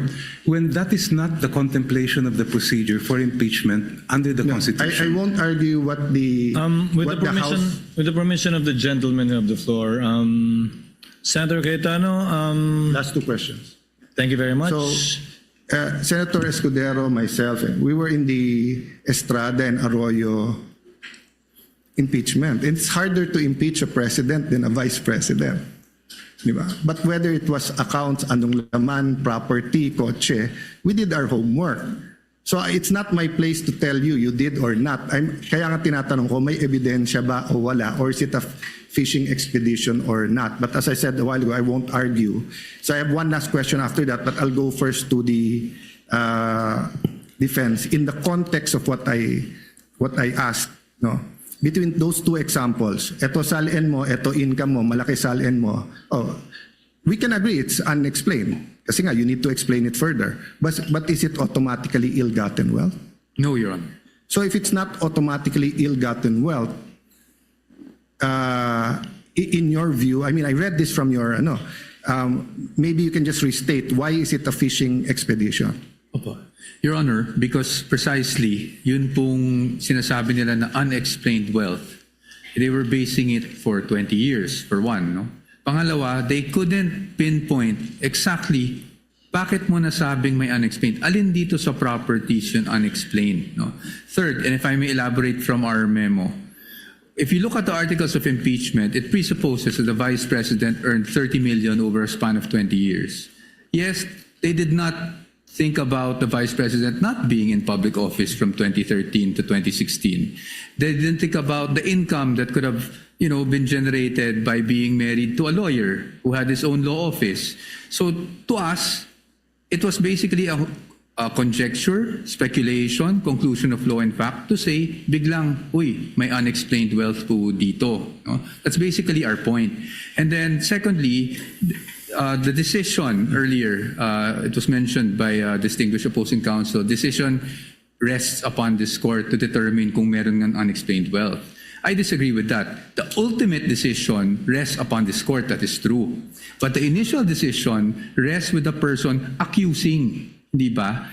Pero nung nag-accuse yung tao sa Sabalian Cabrera complaints, wala man lang nakasulat po doon. Kanina na-mention po yung should the Committee on Justice now conduct a full-blown trial? No, it shouldn't. It should just evaluate the complaint. Parang nga pong piskal, parang preliminary investigation. Pag tayo po pumunta sa piskal at ang dala lang natin doon ay puro paratang, wala man lang supporting document, what will the fiscal do? Dismiss the case outright. Yan naman po ang totoo. No? So that was our point to begin with, and that is why we're saying fishing expedition ito.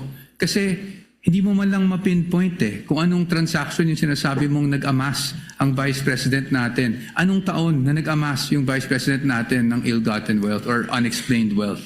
At dahil doon ngayon, we're asking for records spanning 20 years, both BIR records, bank records, AMLAC records, which they already have actually from the Committee on Justice. Pero hindi natin mapinpoint alin ba talaga dito. We cannot specify kung ano yung act, ano yung omission na ginawa niya na nakapag-amass siya ng unexplained wealth. Talking about both parties talking about the fiscal or prosecutor, actually binago na rin ngayon. Probable cause with reasonable certainty mako-convict. So meaning you go to the fiscal's office that you point out ano yung crime, sino yung gumawa ng crime, and yung preliminary evidence mo might not be enough to convict at that time, but enough to say na hindi lang to marites. So if I go to the fiscal's office or ombudsman saying this senator has 150 million in SALN, 10 years ago it was 50 million, therefore it's ill-gotten wealth, and then wala pa akong ibang dala except yung magkano sweldo dito, I doubt the fiscal will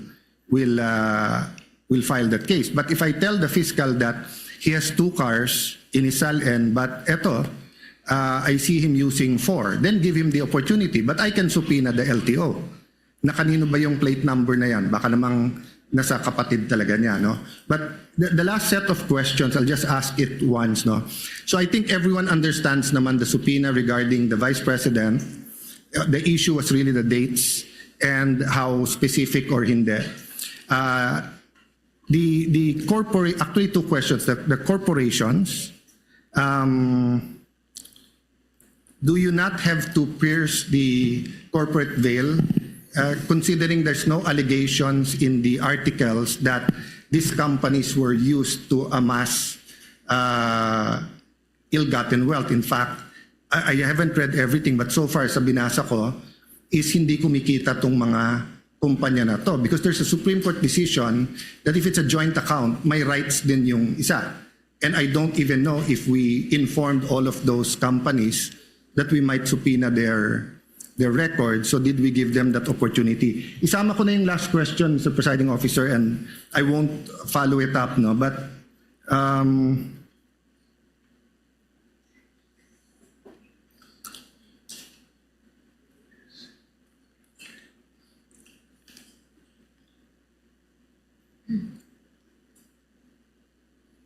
yeah, the question was, because a law student asked me, Sir, bakit dinala yung box dito sa Senate? Ba't na lang hindi nila binuksan sa House? So sinagot ko sa kanila, ano ba turo ng professor nyo? Sir, hindi naman nakalagay impeachment trial in cases of impeachment. So the House was actually empowered to open the box there. So I just wanna know the position of both parties, kasi nahihiwagaan ako sa box na yon. Sinil, dinala dito, ibabalik sa inyo, then magsusupina tayo. But dun sa graduate na yung nagtanong sa akin doon, They discussed it daw in class, and their professor and their class, ang consensus is that the House could have opened it because the wording in the is it the BIR case or the bank accounts?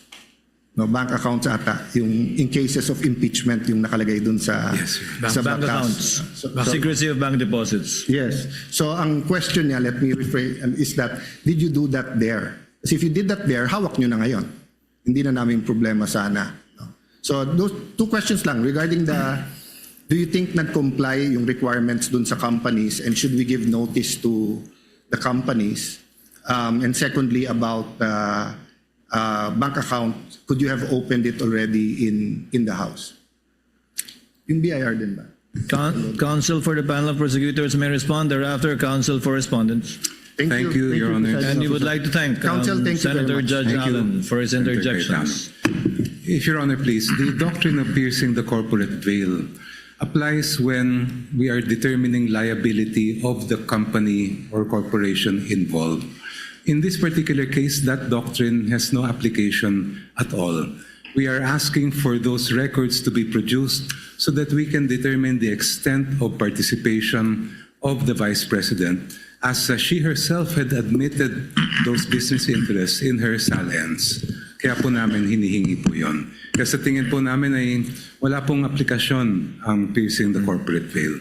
Second, as far as opening the box is concerned, while it is true that under Republic Act 1405, there's no qualification that impeachment trial lang po ang pwede.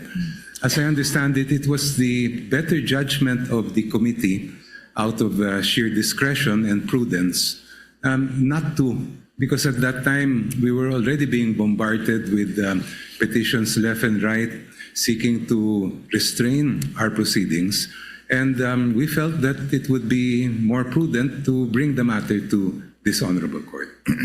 Thank you. Your Honor. Counsel for the respondent. On the first point, Your Honors, on piercing of the corporate veil, para sa amin, pwede lang naman under